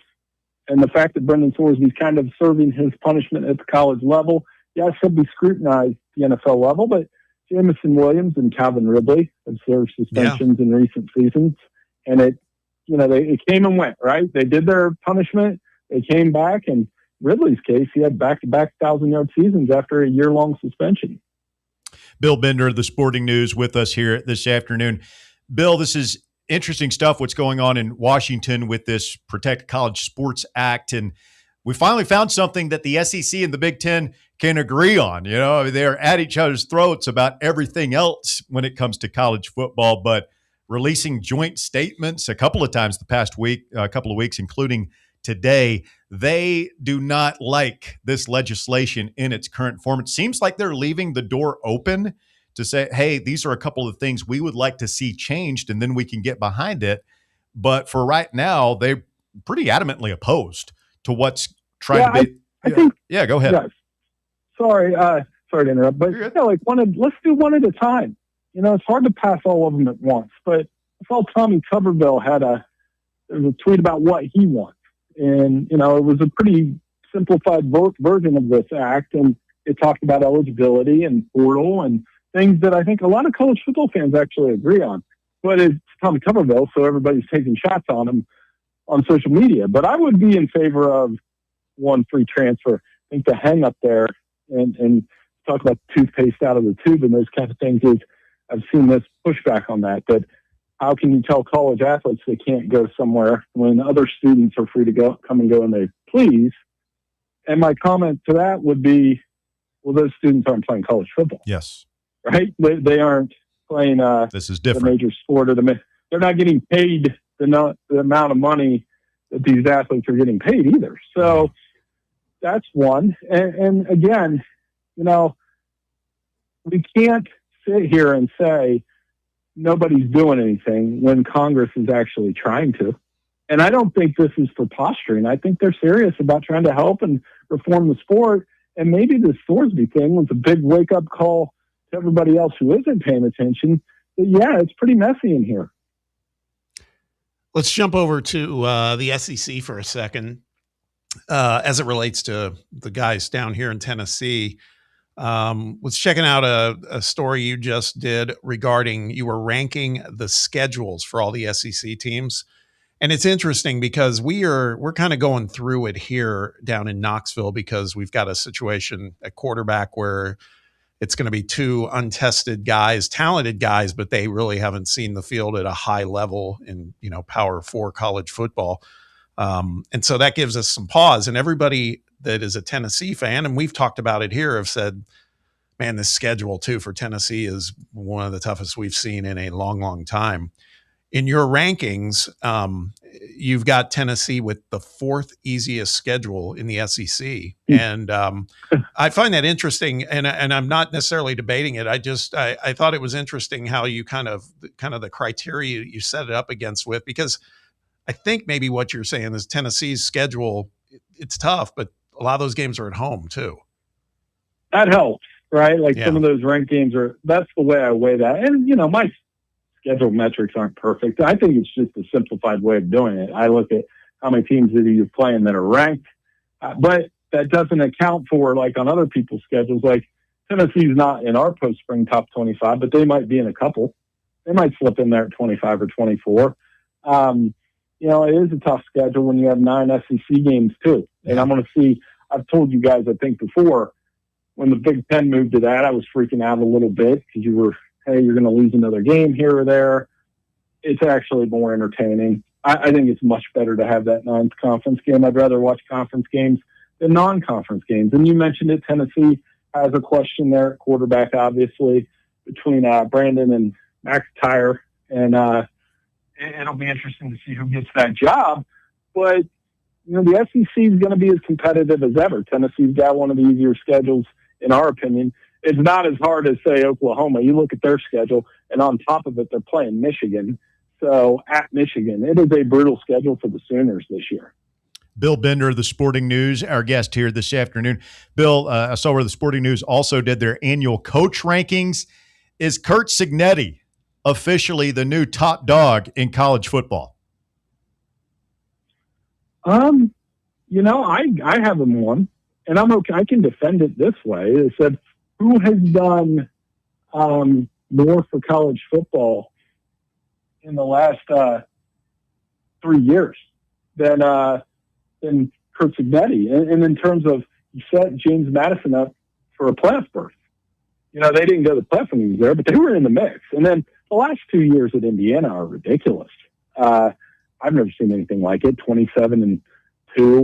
Only losses to Notre Dame and Ohio State. Won a national title at Indiana. That ought to be enough there.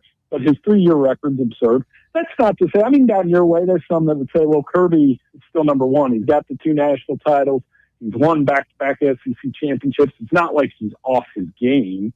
So if you have Kirby one, that's fine. And then I think Ryan Day is a pretty strong choice at 3, given how he has Ohio. I saw a post the other day when I was scrolling through I think the case of what he's done there is more impressive than what Urban Meyer did there. And you really dig into it, aside from the losses to Michigan, he's been very good. Now you're up in the Columbus area, and that's another, it's timely we're talking to you because one of the things that's dominating the news cycle down this way, and I'm sure it probably has some play in the Ohio State area as well, is the pursuit of class of 27 running back David Gabriel Georges out of Chattanooga, Tennessee. And depending upon who you talk to, it sounds like maybe that this pursuit is down to 2 teams, down to Tennessee and Ohio State. But again, depending upon who you read, talk to, et cetera, it's interesting hearing who has the upper hand in getting DGG in their program. Just curious what the tenor's like up in Columbus, because they're used to getting big names to begin with. But this one seems a little transcendent depending upon where he ends up going. Right. Yeah. I know Ohio State, they'll be in the mix there. So I don't, not as in depth into recruiting, but I know that's a name that they've definitely kept an eye on. I have the other one that's popping up here, not to change the subject. Ohio State might be in line to get Jet Harrison, who is Marvin Harrison Jr.'s brother, who is one of the top players in that class. So I'm just going to come to the assumption that you're talking about a running back there, but when it comes to receivers, if it's a top receiver, they're probably going to Ohio State at this point. Yeah, and Buckeyes still have a couple of things going for them. I see them number one in a lot of these preseason polls. Georgia, Texas, Oregon up there in a lot of these. Who do you have at the top of the heap, Bill? We have Indiana, but I mean, here's the thing. If you have, I've kind of said it this way all summer. If you have Indiana, Ohio State, Texas, Georgia, Oregon, or Notre Dame number one, I'm okay with that. You know, because those were the 6 teams that jump out to me. Yeah. All 6 really Notre Dame's loaded, and they are. And I know people will roll their eyes. We've been saying that since 1988. No, they're loaded with C.J. Carr and what they have coming back on defense. Running back would be interesting without Grant and Love, but or Jadarian Price and Love. But they're going to be very good on both sides of the ball. Indiana, they're not going away. They may not go 16-0 and dominate again, but they have enough pieces back. And I've just learned to trust his portal evaluations. The key will be Josh Hoover if he doesn't turn the ball over. But he has better numbers coming into Indiana than Fernando or Curtis Rourke did the last 2 years. So there's no reason why Indiana can't be good again. You guys probably tell me the feeling down there. Texas is loaded too. They have a lot coming back around Arch, and this might be their most talented team yet under Sark. It feels like a make or break year for Sark. And if they go 9-3, I probably wouldn't fire him or anything like that. But it's like with this roster, yeah, you should be in a 12-team playoff, and you should do some damage in there. You should, I don't know, at least get to the semifinals. Does that seem like a fair floor to set for the Longhorns? I think it is. And I think, that when I look at the roster and I go off of, sometimes I go off our NFL big board, which we do every April. The first thing I said after doing that this April, I said, man, I wouldn't be surprised if Texas and Notre Dame made the national title game. The 2 schools that we hype up every year, right? And I've done it as long as I've been at Sporting News. I don't know how many times I've hyped up those 2 schools, but they've got a lot of top 50 NFL talent on their rosters. Both of them do. So, like you said, if they don't get to the semifinals or at least make a concerted run, there will be some pressure there. And I feel like we haven't talked about Georgia at all. Georgia's still going to be good. They've Gunner. They have 4- and 5-star classes, and I think they're going to be very good this year. A lot back on defense, quarterback coming back. Yeah, they're going to have something to say about it. All right, less than 100 days away. He's Bill Bender with the Sporting News. Follow him on X at BillBender92. Bill, always a pleasure. We'll do it again soon. Keep an eye out for those deer on the road, guys. I tell you, man, they're a menace. I'll talk to you soon. Thank you. Thank you, Bill. Bill Bender, one more time on the program, and getting some good animal encounter stories coming in the text boxes. We'll have to go through some of these when we continue. Also pick apart what Bill had to say there. I think it is there have been some good changes in college football the last 10 years or so. And I know that there's a lot of us are worried, quite frankly, about the future of the sport and the rapid change and the avarice of the people in charge that we see right now that don't have the well-being of the sport foremost in their minds right now. But I think Curt Cignetti is great for the sport. Quite frankly, I think the Big Ten getting healthy and having something to say about it and it being more than just Michigan and Ohio State is good for the sport. I think this is a kick in the seat that the SEC probably needed. And for those of us that were in favor of playoff expansion when it was a 14 playoff, we just wanted to see somebody other than the same 3 or 4 teams, Alabama, Ohio State, Clemson, playing for the championship over and over again. Think about what Bill just said. You've got Indiana, Georgia, Texas, Oregon, Alabama, all these different schools, A&M, with legitimate national title aspirations. That's what we wanted, is more parity in the sport. And I think we've got that. So We'll talk about that when we continue. You got to take a quick time out right here. 865-966-3435. Your phone number to get on the show, 966-3435. Back with more Fan Run Radio right after this. The Drive. Miss any of your favorite Fan Run show? Listen to the podcast.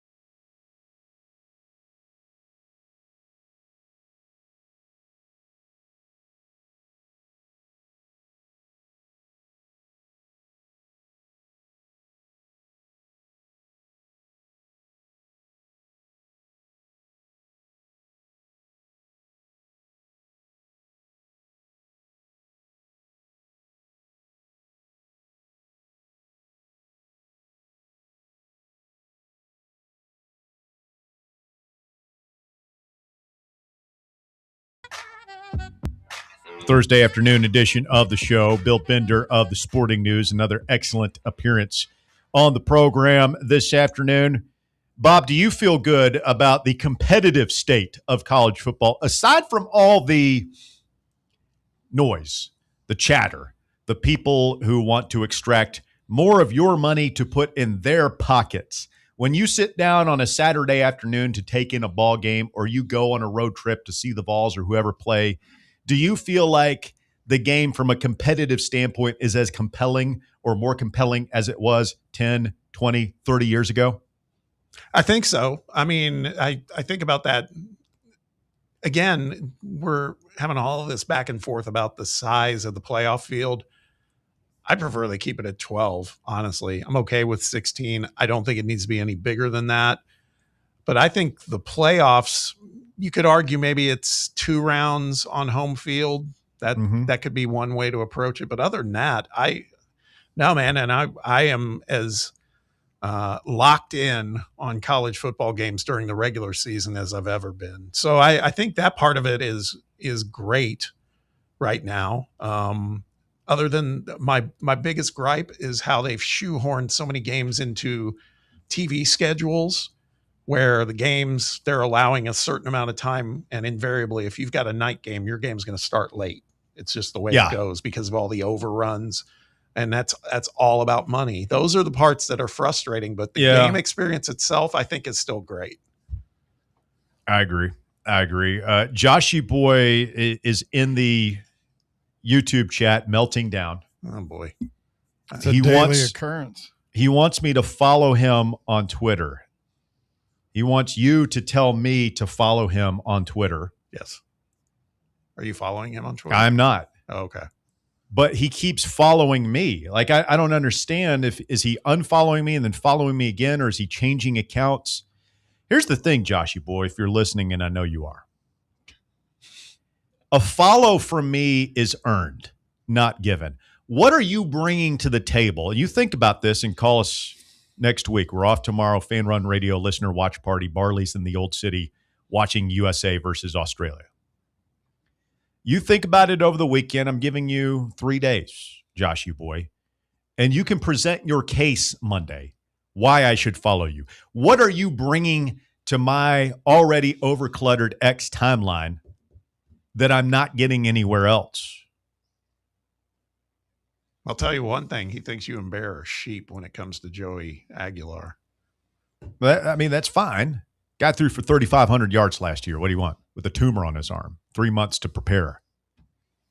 I don't know what to tell him. But if you want me to follow you, you're going to have, like when I follow somebody, it's because I want to follow them. No offense, Joshy Boy. I don't want to follow you. What are you adding to my online experience? My mind can be changed. I can be persuaded.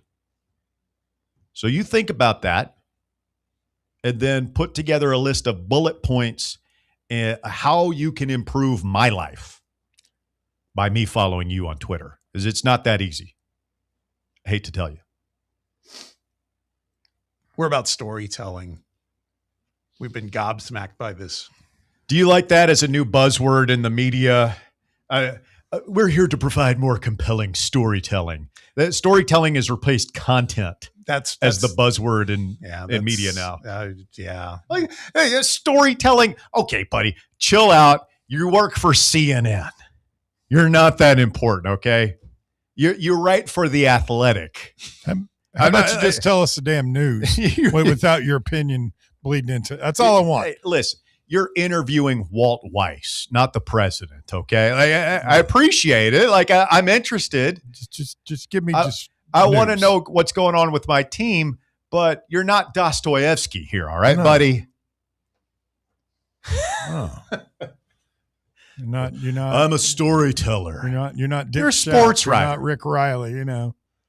Sports writing is people who can't talk being interviewed by people who can't write for people who can't read. Jesus. Just remember that. It's kind of rough. It's a little rough. Did I just piss off like all our guests that we have on the show? I'm sorry. I mean, most of our guests are really good writers. Yeah, you're right, Bear. They're fine storytellers. Just like we are fine content creators here on The Drive. Which is the least likely subjects that we just gave you a story, generate a guy. the most interest. That's what I was talking about. Right? Wringing the neck of a deer. That's what I'm saying. That's what we need from Joshy Boy. We need something that's I still need more information. Do you follow Joshy Boy? Yeah. Do you, Bear? No. Why does he want me to follow him but not you? Is it just a status thing? Oh, Russell Smith follows me on X. Look at me, I'm Joshy Boy. I did, and then I didn't. You unfollowed him? Well, no. He like went psycho one night and like dog cussed me. He does that. It's Joshy Boy. It's what he does. So what I do, I don't block anybody permanently. What I do is I block and then I immediately unblock, and that makes him unfollow me. The weirdest thing. Let's get Roberto in here next. Roberto, you're on The Drive. It's Fan Run Radio. Go ahead. Greetings and salutations from DR Ball's neck of the woods, gentlemen. Hey, up there in Jackson? Yeah, just passed through. Nice. One of the best parts about Jackson, passing through. Oh, wow. Shots fired. I love DR Ball, though. He's my favorite. He'd live in Knoxville if he could. I know he would. He's there more. I think he goes to more games than I do, and that's saying something. He is. Like, I don't think. He needs to at least have a place. He needs to go ahead and set down roots here and at least have an apartment or something. Yeah, right. Or just like buy a condo if you can get one. Yeah. Guys, I'm going to set the scene for you a little bit here. June 23rd, 2024. Anybody know what happened on June 23rd, 2024? Did we win the Tennessee evened the series with Texas A&M. Oh, evened it. Okay. Won game 2. Yep. Yeah, it was game 2. And I was sitting, this is a wild story, but I was sitting at Yellowstone Lake in Yellowstone because our family had planned a trip without asking me if they thought Tennessee might play in the national championship series, but I digress. And I had just watched on my phone from the hotel or whatever there, but we have to go home still. So I watched the game ends. We're leaving, starting to get dark. So you heard of Buffalo, that was really cool, right? Like, you stop, you take pictures. I mean, hundreds and hundreds of them. Really cool. And some smart ass in my group goes, wouldn't it be funny if one of those ran out in front of our car? So on the way home, about an hour into the drive, because I don't know if you've ever been there, guys, but like to go to the middle of Yellowstone is a long drive out if you're going the Idaho side, which we did. And all of a sudden, I see a giant horn and a huge eye in my front right fender coming out right in front of me. At about, I don't know, as fast as I've ever seen anything move in the dark. And I swerve over into the other lane. There's nobody coming. I swerve over in the other lane, hit the rumble strip, go around. A giant buffalo would just run out in front of my car. Everybody in the car is asleep, and they're like, "What are you doing? Have you been drinking?" I'm like, "No, I swear to God." Keep everybody in the car from dying. Sure, Roberto, buffalo. Come on, Dad. Pay attention to the road. Buffaloes, those things are huge. Oh, it was the scariest singular second I've ever had in a car. I can't believe I didn't hit it. It was as big as my minivan we were driving around. I'm not exaggerating at all. You want to watch some funny videos? Watch these idiots that get out and try and pet those things. Oh my God. I saw some granola eating, tree hugging woman get launched about 20 feet in the air by one of those damn things. They are not friendly. Well, that's really all I had to say about that one, guys. I somehow didn't hit a giant American bison in our great national forest over in Yellowstone. But, guys, as far as the baseball portal, Solitaria, if he's on campus, you don't let him leave without a number on the table. See you. Was that Bison Roberto burgers are pretty good. John Dutton there? From Yellowstone. Yeah. That's the worst show ever made, and I can't stop watching it, Bobo. Stay with us. Hour number 3 of The Drive coming up on Fan Run Radio right after this. The Drive. Fan Run Radio, where Big Orange Country comes to talk sports. Start your morning off with your daily dose of talk sports with John Reed and Cody McClure from 8 to 11. Then it's Tony Basilio from 11 to 1.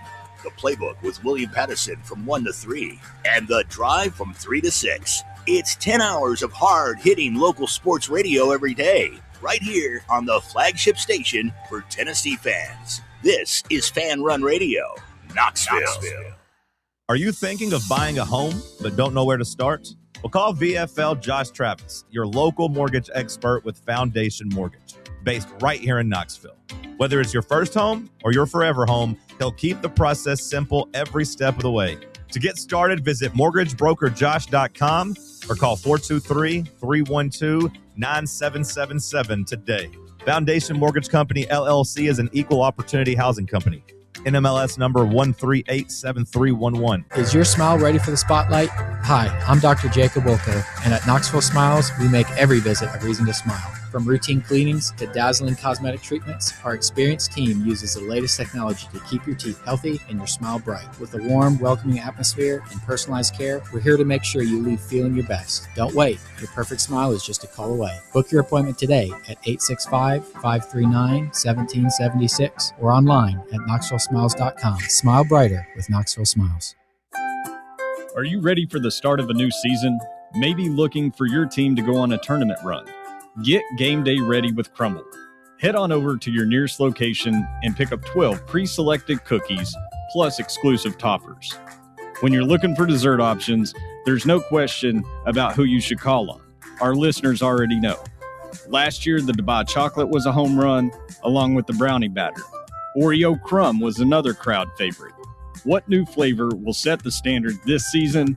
If you're in the Knoxville area, there are 3 locations ready to serve you: Clinton Highway, Parkside Drive, and Maryville. Download the Crumble app to build your best lineup and vote on the best combos. You can even put your bid in to request a new flavor. Order in the app and slide on over to your nearest location. Tell them Fan Run sent you, and as always, it's for the fans, by the fans. Don't miss the cookies. A brand built in Tennessee and born from the love of the game, Inward Half revolutionizes golfing comfort. Crafted by a former pro and dedicated enthusiast just like you, our luxury performance wear guarantees you stay cool and comfortable through every swing and every day. We're not just a brand. We've set out to create a lifestyle for those who understand that impeccable style and premium performance are a hole-in-one. Enjoy the walk-in with Inward Half. You're listening to FM 105.7 and AM 1340, WKGN Knoxville, and W289CU Knoxville, Fan Run Radio. We really need to get some branded stuff. Shirts, hats, promo items, something professional. I mean, we could just find a website and order a bunch of it ourselves. You could, but you're taking a big risk. You don't know the quality, the fit, the timeline. It's a roll of the dice. Yeah, I guess. But isn't that how everyone does it now?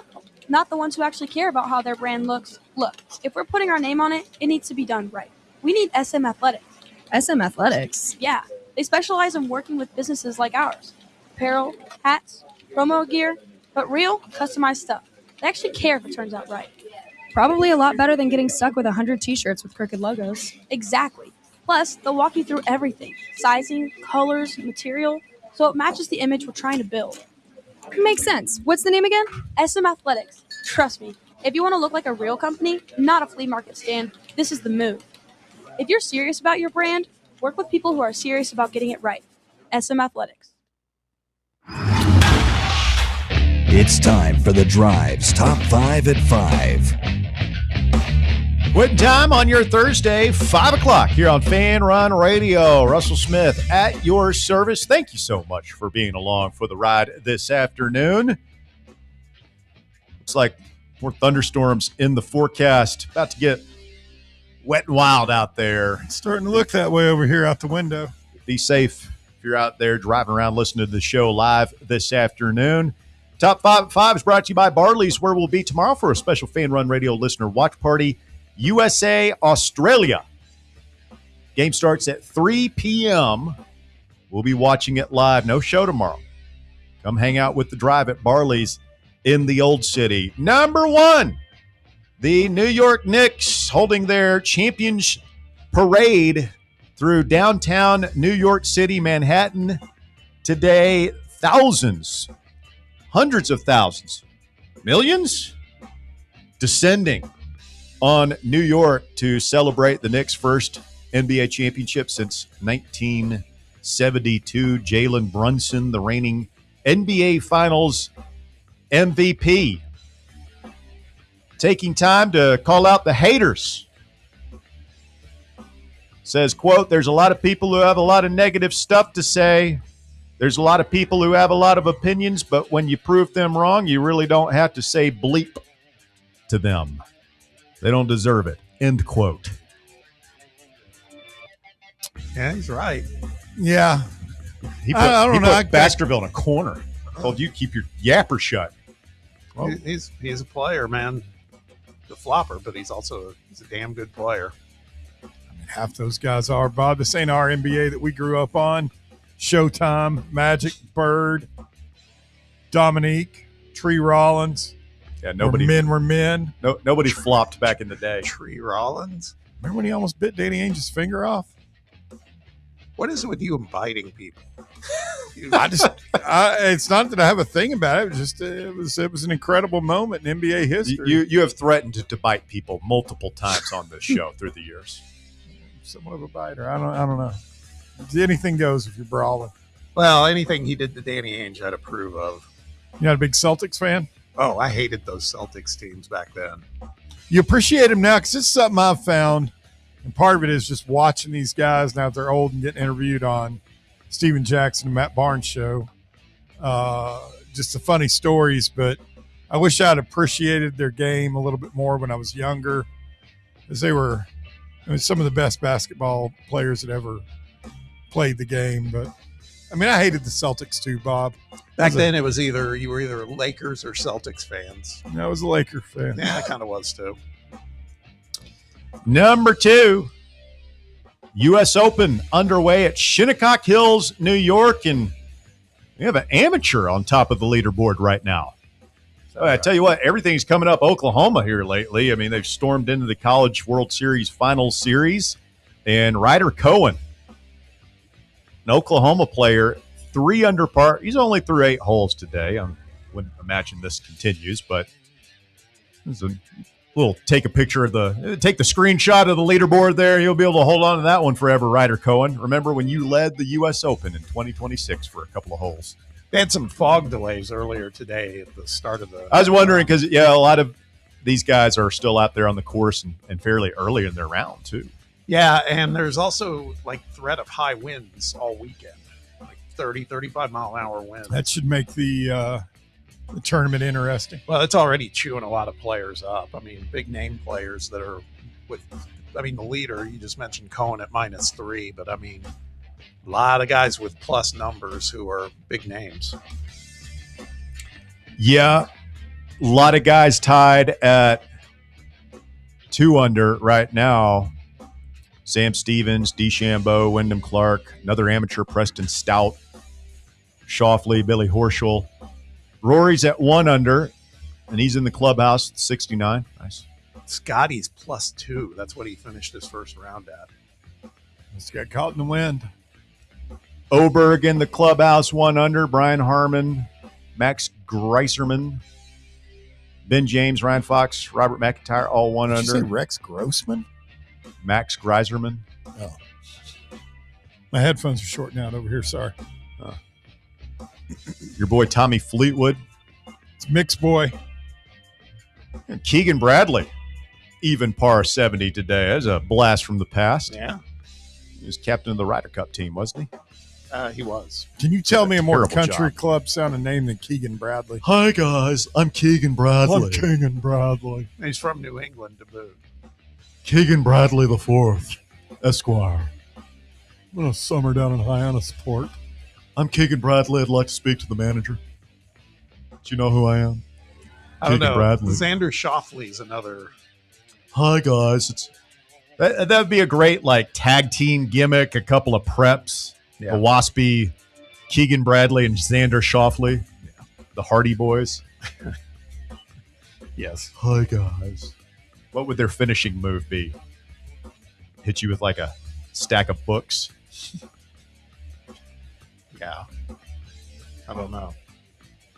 They'd have to have a small Indian servant following them around. Those are definitely some country club names, though, for sure. Number 3, the World Cup continues. It's a battle out.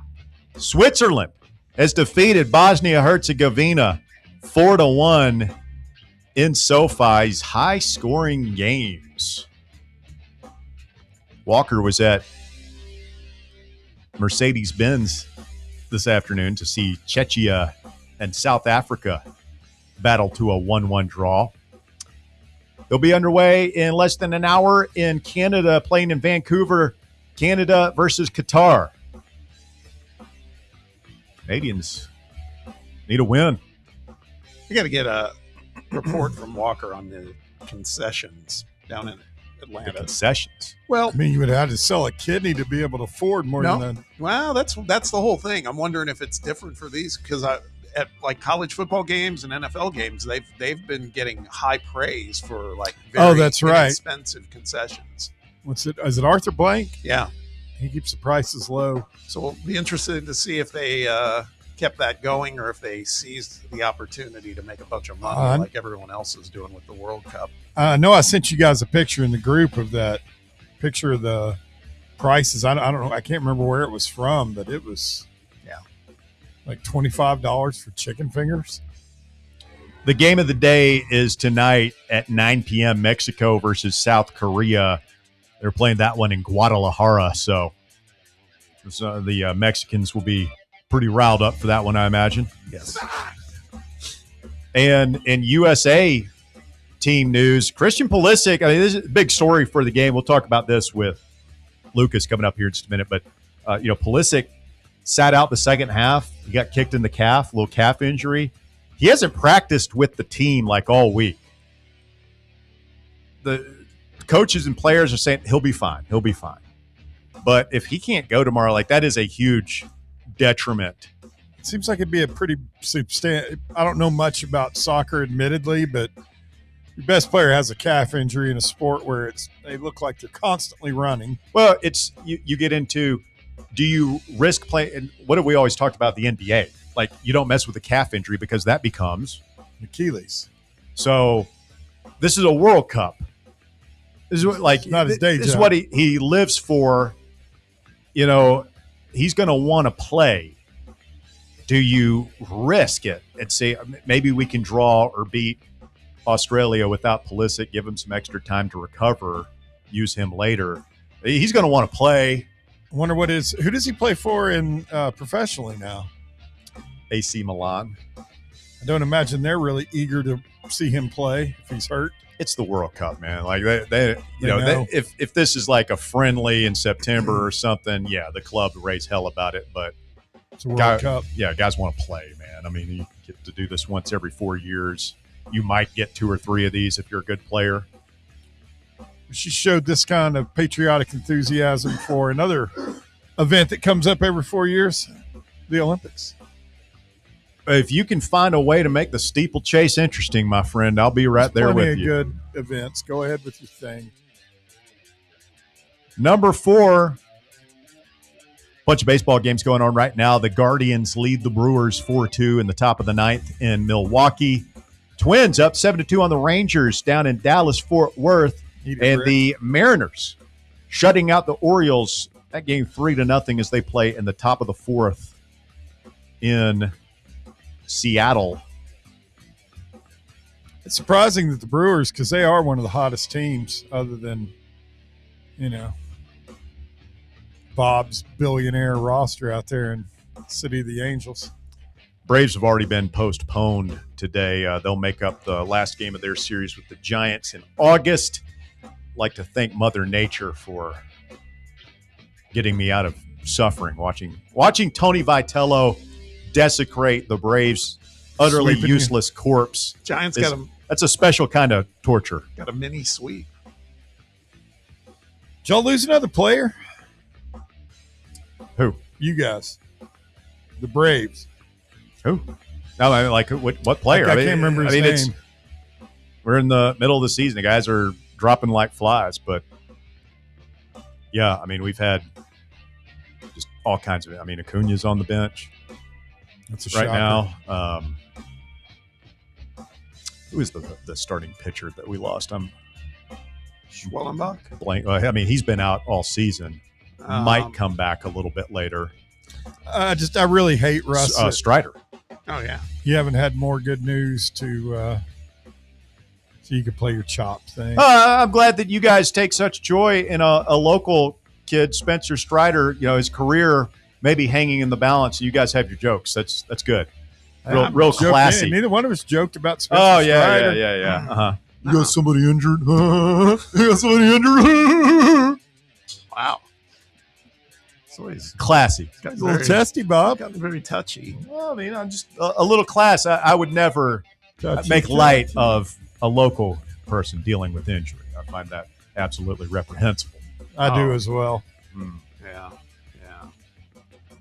And finally, number 5, a North Carolina woman said she was preparing to throw out a scratch-off lottery ticket when she decided to scan it and discovered that it was worth $1 million. She's glad she didn't throw that out, huh? Hendersonville resident Melissa Johnson told the North Carolina Education Lottery officials she initially thought the $10 Lotteria multiplier ticket she bought from Rock Convenience on Chimney Rock Road in Hendersonville was a non-winner. She said that she was able to throw the ticket away but decided to scan it just to double check that it wasn't a dud. Turned out to be worth $1 million. Quote, my heart was beating so fast, I just started screaming, Johnson said. She said she'll share the prize money with her family. And now she's got $1 million. So, minus Uncle Sam's cut, but yeah, they like you share $1 million with your family, it can disappear quickly. Well, yeah, because you're probably getting what, about 65 or about 650,000. Mm-hmm. If you don't have a state income tax. Yeah, but it makes you wonder, right? I mean, like how many lottery tickets, like what's the most money that's been won in a lottery by somebody who doesn't even know they won? Oh, I don't know. Whenever I get my ticket scanned, they'll be like, not a winner. You want me to throw it away for you? I'm like, no, you can give it right back to me. So some places have the thing where you can go up and scan it yourself. It's just DTA, baby, DTA. DTA. Don't trust anyone. It's you and Stone Cold Steve Austin share the same motto. Yeah. I mean, it's a good one to live by. I guess so, man. I'll take Head your on word a for swivel. It. You don't trust anybody. There's nobody. You don't trust me? I trust you about a lot of things. Don't trust me? I trust you a little bit more than Russ. Really? A lot of things. Yeah, that tracks. I feel like I'm very trustworthy. What wouldn't you trust me with? I trust you other with than your personal well-being. Important stuff, but Bob, if given the opportunity to get some chuckles out of me looking stupid, would not do that, whereas you would plan a whole show around it. What was the text you wanted to read from the YouTube chat there, Bob? I don't know. I've lost it now. Is it something ugly about me? I really have lost. I'm off the YouTube channel for a second. I got kicked off. Somebody said that you and Joshy Boy were essentially the same person. That's right. That's like the dumbest thing ever. I don't know. Bob, I just said that I trusted you more than Russ. I know. You're going to turn around and repay that kindness?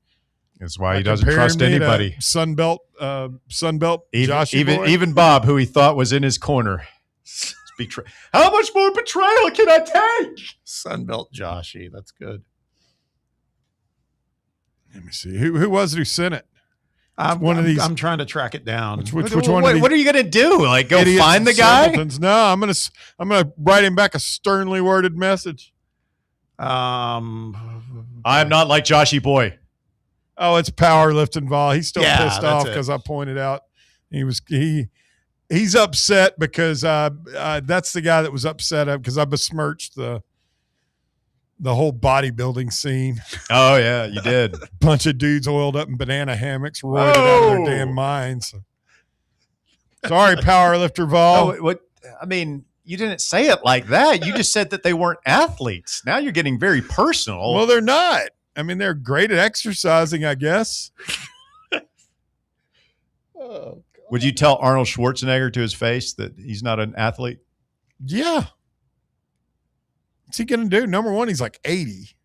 You don't think our 80-year-old Arnold Schwarzenegger could still twist you up like a pretzel and toss you half a mile? I wish he would, because he's got a lot more money than I do. And we got a lot of lawyers that have sponsored this show over the years that would love to take Arnold to court. Give them their cut. I'll take mine. My jaw would probably be working again in about 6 months. I'd be rolling. You want to sue me? You want to sue me, little Nancy boy? Heck yeah. Go ahead and hit me, Arnie. I'll take you and make mincemeat out of you. Powerlifting Vol show up as a soccer watch party, beat my ass. Yeah. I'll beat you like Josh Heupel beating Kentucky in football. There'll be no mercy. Little girly man. We must exercise. I'm the governor of California. Was he governor when you were out there? No. Who was governor? God, I don't know. Downtown Jerry Brown, Star Child. Might have been. Who's the governor now? Gavin Newsom. Oh, that's right. That guy's such a putz. I want to get political though. Is he? I liked Arnold. People had a problem with him, like self-made man, come from freaking Austria with nothing, becomes like the best bodybuilder of all time, movie star. Fathered a kid with his house. He did father a kid. That's old hat in American politics. I mean, I just never got that. I mean, you're married to one of the Kennedys and one of the good-looking Kennedys at that. And I don't know if you ever seen a picture of the maid. No. Woof. What's that mean? Woof. Not good? No. You know how the wife found out that Arnold was the maid's child's father? He came out of the womb. His first words were, "Ah!" Jesus. Stay with us. The drive continues. It's Fan Run Radio. Lucas Widespread Panzica, 104.5 The Zone and Titans Radio coming up next. The Drive. Congratulations. You found sports radio that doesn't suck.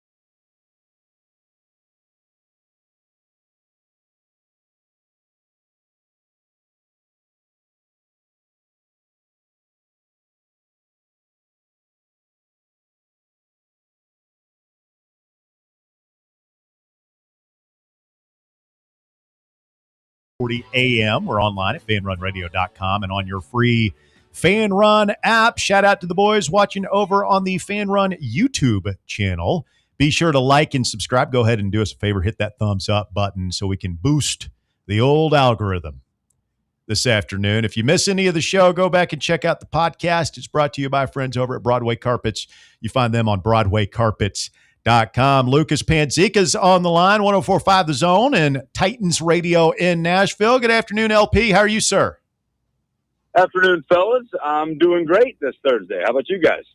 Well, I mean, anytime you can watch Czechia and South Africa battle to a thrilling 1-1 draw in the World Cup, that's a good day, my friend. Any day watching two nations go to battle in the World Cup is a good day. I have been able to catch at least the majority of every game until Switzerland and Bosnia. It's the first game I've missed the entirety of, and it sounds like it heated up late. So I'm very, very disappointed by that. How are you? My God, man. Do you sleep? How are you watching all this? So I when we're on the air, occasionally the games are on and we have them on. And then most of these days I've been on the update desk for Westwood One. So I'll just be on until 9:00 doing a hit on the network at the top of the hour on a World Cup update. And I just kind of hang around during my shift and watch the games. So that's been the majority of the tournament for me. And then the weekends, it's nonstop, man. This is Lucas's dream job, getting paid to watch the World Cup and do little updates at the time. You just sit around and watch the game.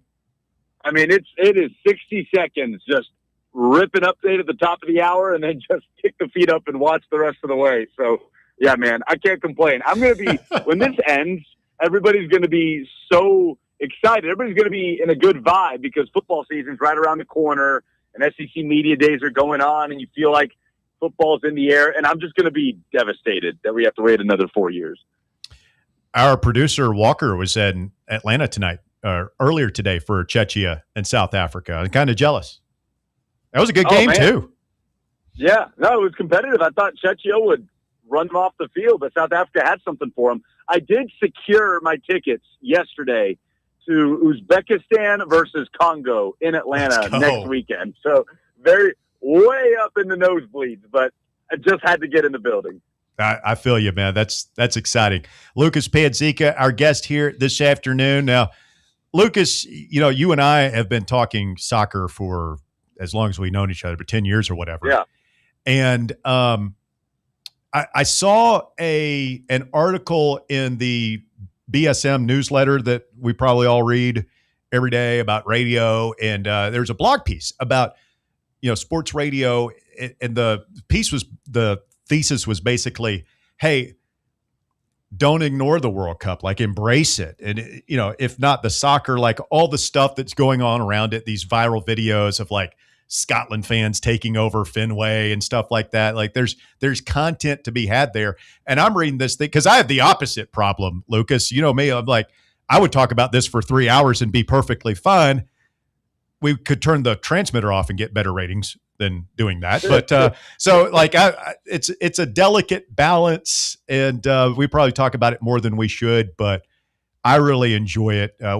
What is you guys in the zone? I'm sure you have a program director that probably sets this like, hey man, you can mention this, but pivot back to the Titans right after that, would you?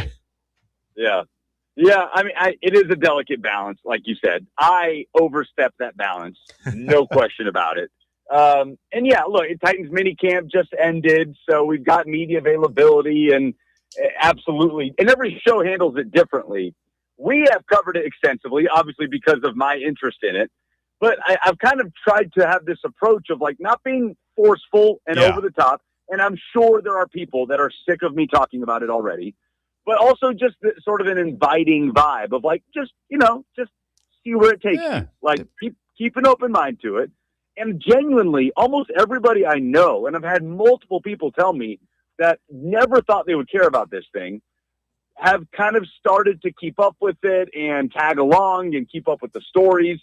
And I have friends that never once had soccer even as a blip on their radar that are just all in on this thing and suddenly are peppering me about questions about strategy in the U.S. and our roster and the matchups and the rest of the group stage and the teams that they need to know about and the good games to watch. And it just, that just fills my heart up. I absolutely love it.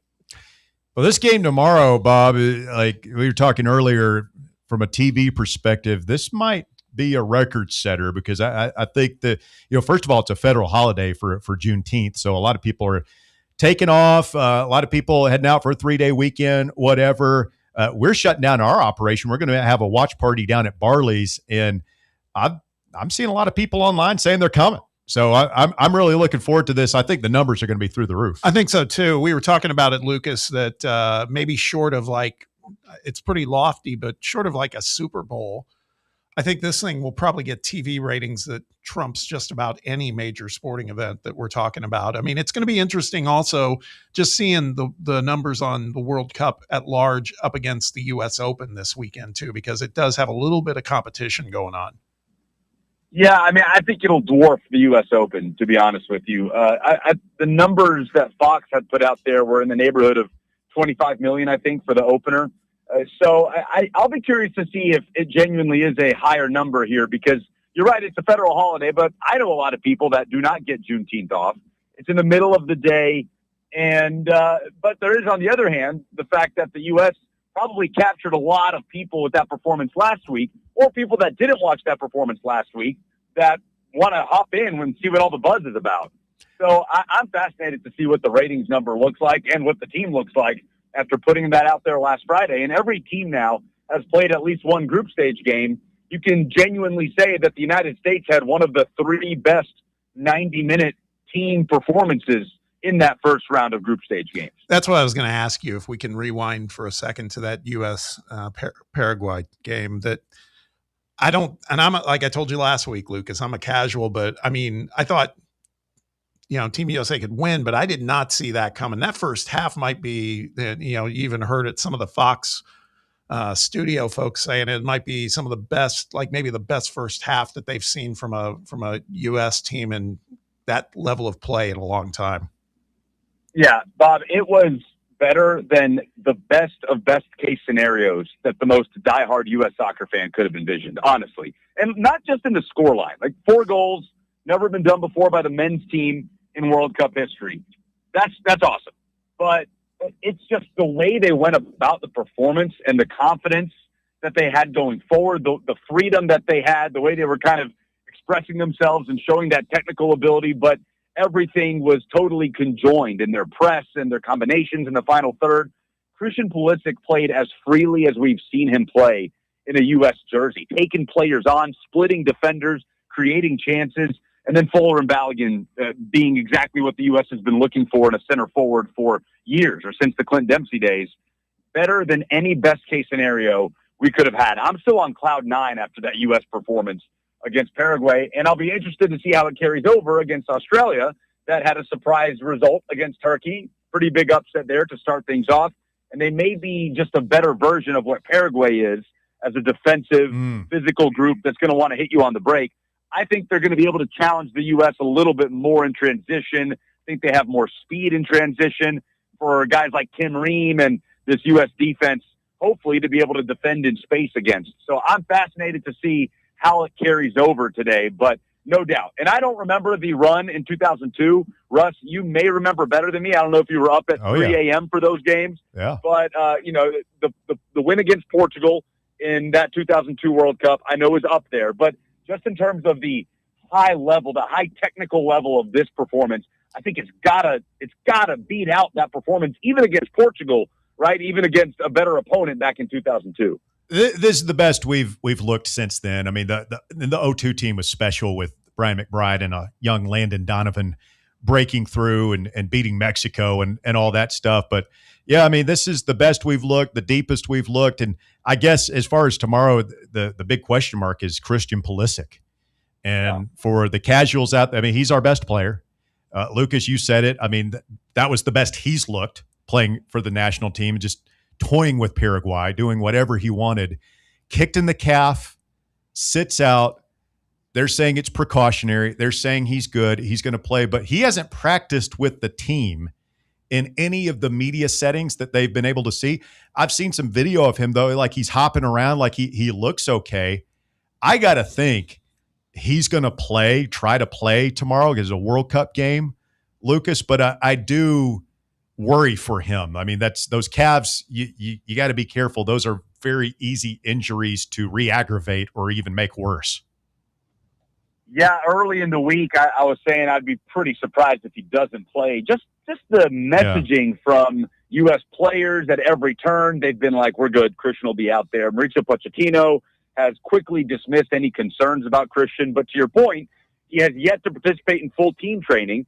I don't think the intensity of what he's doing off to the side is any less than what the other guys are doing, but he's not, doing team stuff, and they're calling him day to day. So I guess it's not 100% that he's out there. I still am going to say I expect to see Christian Pulisic against Australia tomorrow. To your point, it's a World Cup game. It's an opportunity that comes around literally once in a lifetime for guys, once in a career for guys to play in a World Cup at home. I'll be surprised if Christian's not out there.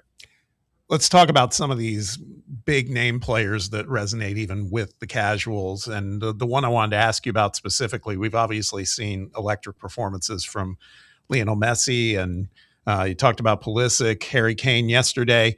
Cristiano Ronaldo, I mean, there's some people who have gone so far to say that he's washed, and I don't think that's it based on my novice opinion, but I wanted to get your take from the standpoint of it just looks and feels like he's not like fitting the particular approach that they want to have in terms of what Portugal's doing out there. Yeah, I look at it sort of two different ways. On one hand, I do agree that Cristiano Ronaldo very well could hold Portugal back. His status as an icon, as a leader, as the captain is all well and good, but his best years are behind him. The speed's not there. The power's not there. The best thing he can be for Portugal is a poacher, right? Just somebody in the box that can finish chances. And it was concerning, some of his performances in the friendlies leading up to the competition, because he was off the mark. He just did not look sharp. He wasn't finishing those chances that were provided to him.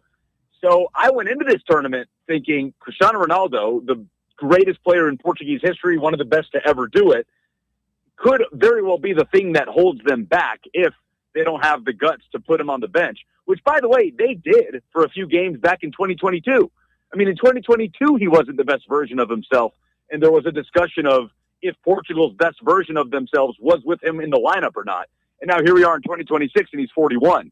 But on the other hand, I didn't think the service was really there. I don't think there were a lot of opportunities that really put him in a good position to affect the game and to get shots on target. Everybody's focused on that one sequence where the ball's coming into the box and Bruno Fernandes is there waiting for it and clearly has a better look at goal, but Ronaldo takes the shot. But any forward, everybody was dunking on Ronaldo for that. Any forward, high-level, high-confidence forward with that ball coming to him is going to take that opportunity at the near post. So it's an interesting discussion, but there's no doubt that when Lionel Messi did what he did, as he's about to turn 39, still proving he's one of the three best players on the planet, Cristiano Ronaldo, it was quite the opposite, what we saw from Ronaldo yesterday. It's been an interesting tournament from just the standpoint of even like the teams 32 through the end, like have all looked good. And the Cape Verde Spain thing, like there have been a lot of really good teams, Lucas, just like find themselves in trouble and in a tough spot in this tournament early. And it just shows, man, like things can change quickly. I'd be interested to get your take. I watched a lot of the Australia-Turkey game, and like my thoughts were that was one of those weird soccer games, right? Where I thought like that was not as far apart as the score would indicate. I thought that Turkey was pretty good, and Australia just hit them on a couple of really nice counterattack goals. Yeah, that's what they do, and that's what they're going to try to do to the U.S., dare them to break them down and then try and slash you in transition. And they had 2 to 3 quality opportunities against Turkey, and they took them, and they converted them. So how they carry that over to tonight is going to be fascinating against the U.S. team that is on, I'd say, a pretty similar level to Turkey. So I really thought that the U.S.-Turkey game was going to be to decide the winner of the group. And I guess there's a scenario where it still could be. But, in the early onset, it did not start out that way in this group. But to your point, we talked about 48 teams and how that could create a lot of lopsided results. It could also open the door for some shocking results. I've loved what we've seen from the the minnows of this tournament, man. Like Curacao, notwithstanding, getting drubbed 7-1 by Germany, as expected. What we saw from Cabo Verde against Spain, even Haiti and the fight that they put up against Scotland, that was an awesome game between two countries that are just thrilled to be here. It's been great. I've loved what we've seen from the Qatar. To me, is the worst team at this tournament, and they stole a point from Switzerland right in stoppage time there in their opening group stage match. So I do hope we get some wacky results. The problem is it'll kind of all come out in the wash because of the fact that 16 teams get eliminated in the group stage, right? So even Spain or Portugal that were disappointing at the early onset, the path for them to get out of the group is still very much there. So we've talked about some of these bigger name players, some of the more familiar names with like USMNT, all those guys. Tell me, or tell the listener, another person that you've seen in this first week that's really stood out that might not be a household name to keep an eye on in future games. Ooh, now that's a good. I'm sure there's a lot of them, by question. the way, but just maybe pick one or two. Well, yeah, and this happens every single year at the World Cup, that you have guys that burst onto the scene and have honestly a 2 to 3 week stretch of good form that get a huge move out of it, like $100 million type move out of it. And right now, all the rage, I think, is about the Morocco midfielder, the 18-year-old that came off the bench and completely bossed the midfield against Brazil. Ayu Buati. I mean, just casually. Brazil was a step slow in that game, but he plays for, I want to say Lille or Lyon, one of the two L teams in France. Came off the bench, and I think he's going to get a $100 million type move this summer. So that's one. Certainly what we saw from Ivory Coast against Ecuador, that was not a result that was expected. I thought Ecuador was going to control that game, and Ivory Coast finds a way to win it 1-0. That was at Philadelphia Stadium, as they call them. I think there's a few players in that Ivory Coast lineup that are going to start to get looks. Diomande is the player that I'm thinking of that I think is already being talked about for some big moves. Teenager, right? He's young, super young. Yeah, young player. He either had the assist or he helped in the buildup of that goal. I can't quite remember. Jan Diomande, about 19 years old, plays in Germany for Leipzig, and is probably going to have big clubs knocking on his door. But also the big names are stealing the show. Like on Tuesday, to sit back and watch Kylian Mbappe, Erling Haaland, and Lionel Messi combine for 7 goals and do what they did was just must-see TV. And then the following day, yes, Cristiano Ronaldo flopped, but Harry Kane just put on a masterclass. And England, to me, had the best team performance of the group stage so far. He is Lucas Panzica, 104.5 The Zone, Titans Radio in Nashville. All right, LP, before we let you out of here, give us your official soccer expert prediction for the USA and Australia tomorrow and what some are calling the biggest game so far in U.S. World Cup history. I'm gonna say 2-1. I think it's a little bit cagier. I think Australia makes the U.S. pay at some point. I think the U.S. will get caught out. Tim Ream will get caught in a disadvantageous position, and the U.S. will concede. But I do think the United States is the better team here. They may not have the vibes that they had against Paraguay, and it may be a little more of a tamped-down performance. But I do think the U.S. gets the 3 points. I'm going 2-1, the final result. Give me goals, another one by Fuller and Balogun, and let's say Weston McKennie gets on the board. All right, there you have it. Lucas, we appreciate it, man. Enjoy the game tomorrow. Enjoy your weekend. Enjoy the World Cup. I appreciate it, guys. See y'all. Thank you, Lucas. Lucas Widespread Panzica, proud graduate of the Fan Run Academy of Broadcasting, or FAB, as it's better known, right there, with an excellent appearance on the show. Once again, you can come join us tomorrow. Live listener watch party. The Playbook with William Patterson will broadcast live 1 to 3 p.m. at Barley's, and then we'll be watching the game. No show here tomorrow. You're going to tune in. You're going to hear Fox Sports National Program. Where are the guys? They're down at Barley's. Eating pizza and watching soccer. You should be down there too. And then we had somebody ask about this in the YouTube chat. No voluntary reaction like here on the live stream and everything, but Walker and I will be on X Spaces. So I think that was Tampa Vol. I think he's on Twitter. If you're not, just make yourself a Twitter account. It's free. It's easy. And follow me. Follow me to freedom. And we will be breaking down the game to levels that can only be described as beyond scientific as soon as it is over. We got to take our final break of the week. The shocking conclusion of the drive coming up. Speak now, forever hold your peace. 865-966-3435. 966-3435. Back to wrap it up right after this. The Drive. For the fans. By the fans.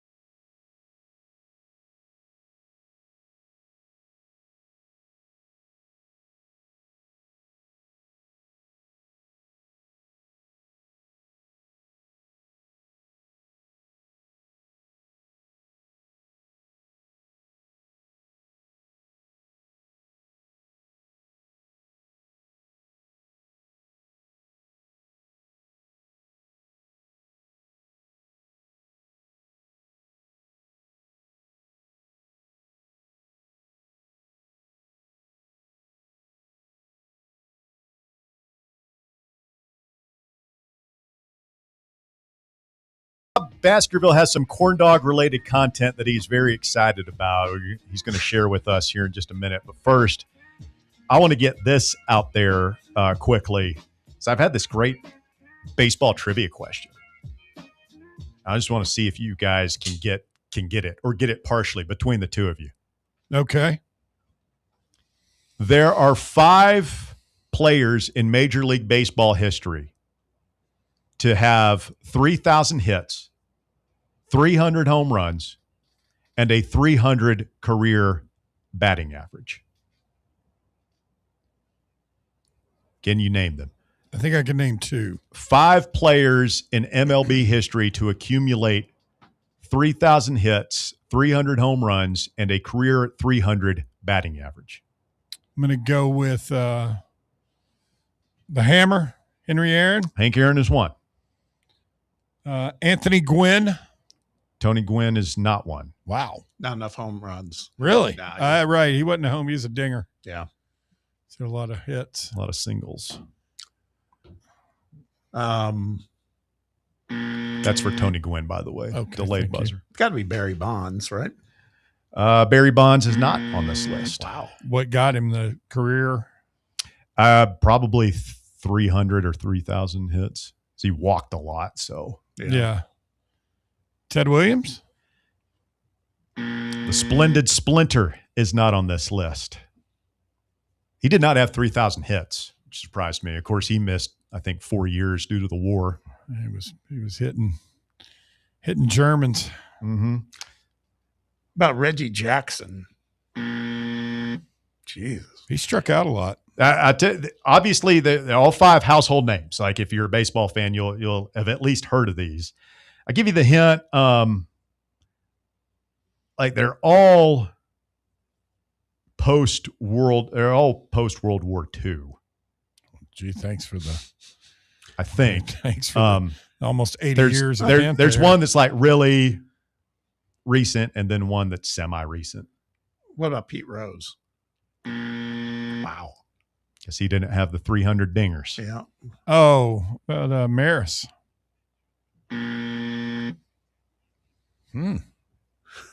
Junior? Damn. There's one super obvious. I'll give you two. We got a giant, a tiger, a cardinal, and a royal. George Brett. George Brett is the royal. Okay. This is the one that was the one that got me, and I couldn't believe that he had all those stats. Willie Mays? Willie Mays is the giant. Okay, so we got 3 of them now. Mm-hmm. Aaron, Mays, Brett. Mm-hmm. Who were the other 2 teams? The Tigers and the Cardinals. Al Kaline? Ozzie Smith. No. Ozzie didn't hit 100 home runs. He had like a handful. Cardinals, where's Tucker Harlan when you need him? About Mark McGuire? Trying to think of Detroit Tigers. Stan Musial. Stan Musial is one. That's the Cardinal. That's the Cardinal. Boom. Well done, Bear. No problem. So you're missing a Tiger. Is it pretty obvious? Wouldn't have been Alan Trammell, would it? Oh, what's it? Wade Boggs? Wade Boggs was a Red Sox and a Yankee. Yeah, that's true. Oh, Tigers. I can't think of it. Think recently. Oh, Miggy. Miguel Cabrera. The 5 players in MLB. This is a pretty exclusive club right there. 3,000 hits, 300 home runs, and a career 300 batting average. Only 5. Mays, Aaron, Brett, Musial, and Mickey. All right, Bob. Corn dog Talk to me time. about corn dogs. Well, this was in the live chat a little earlier. Compliments of Commissioner Bockwinkel. I think we were talking about the respective countries and, the love of ranch dressing, I think, triggered some of this.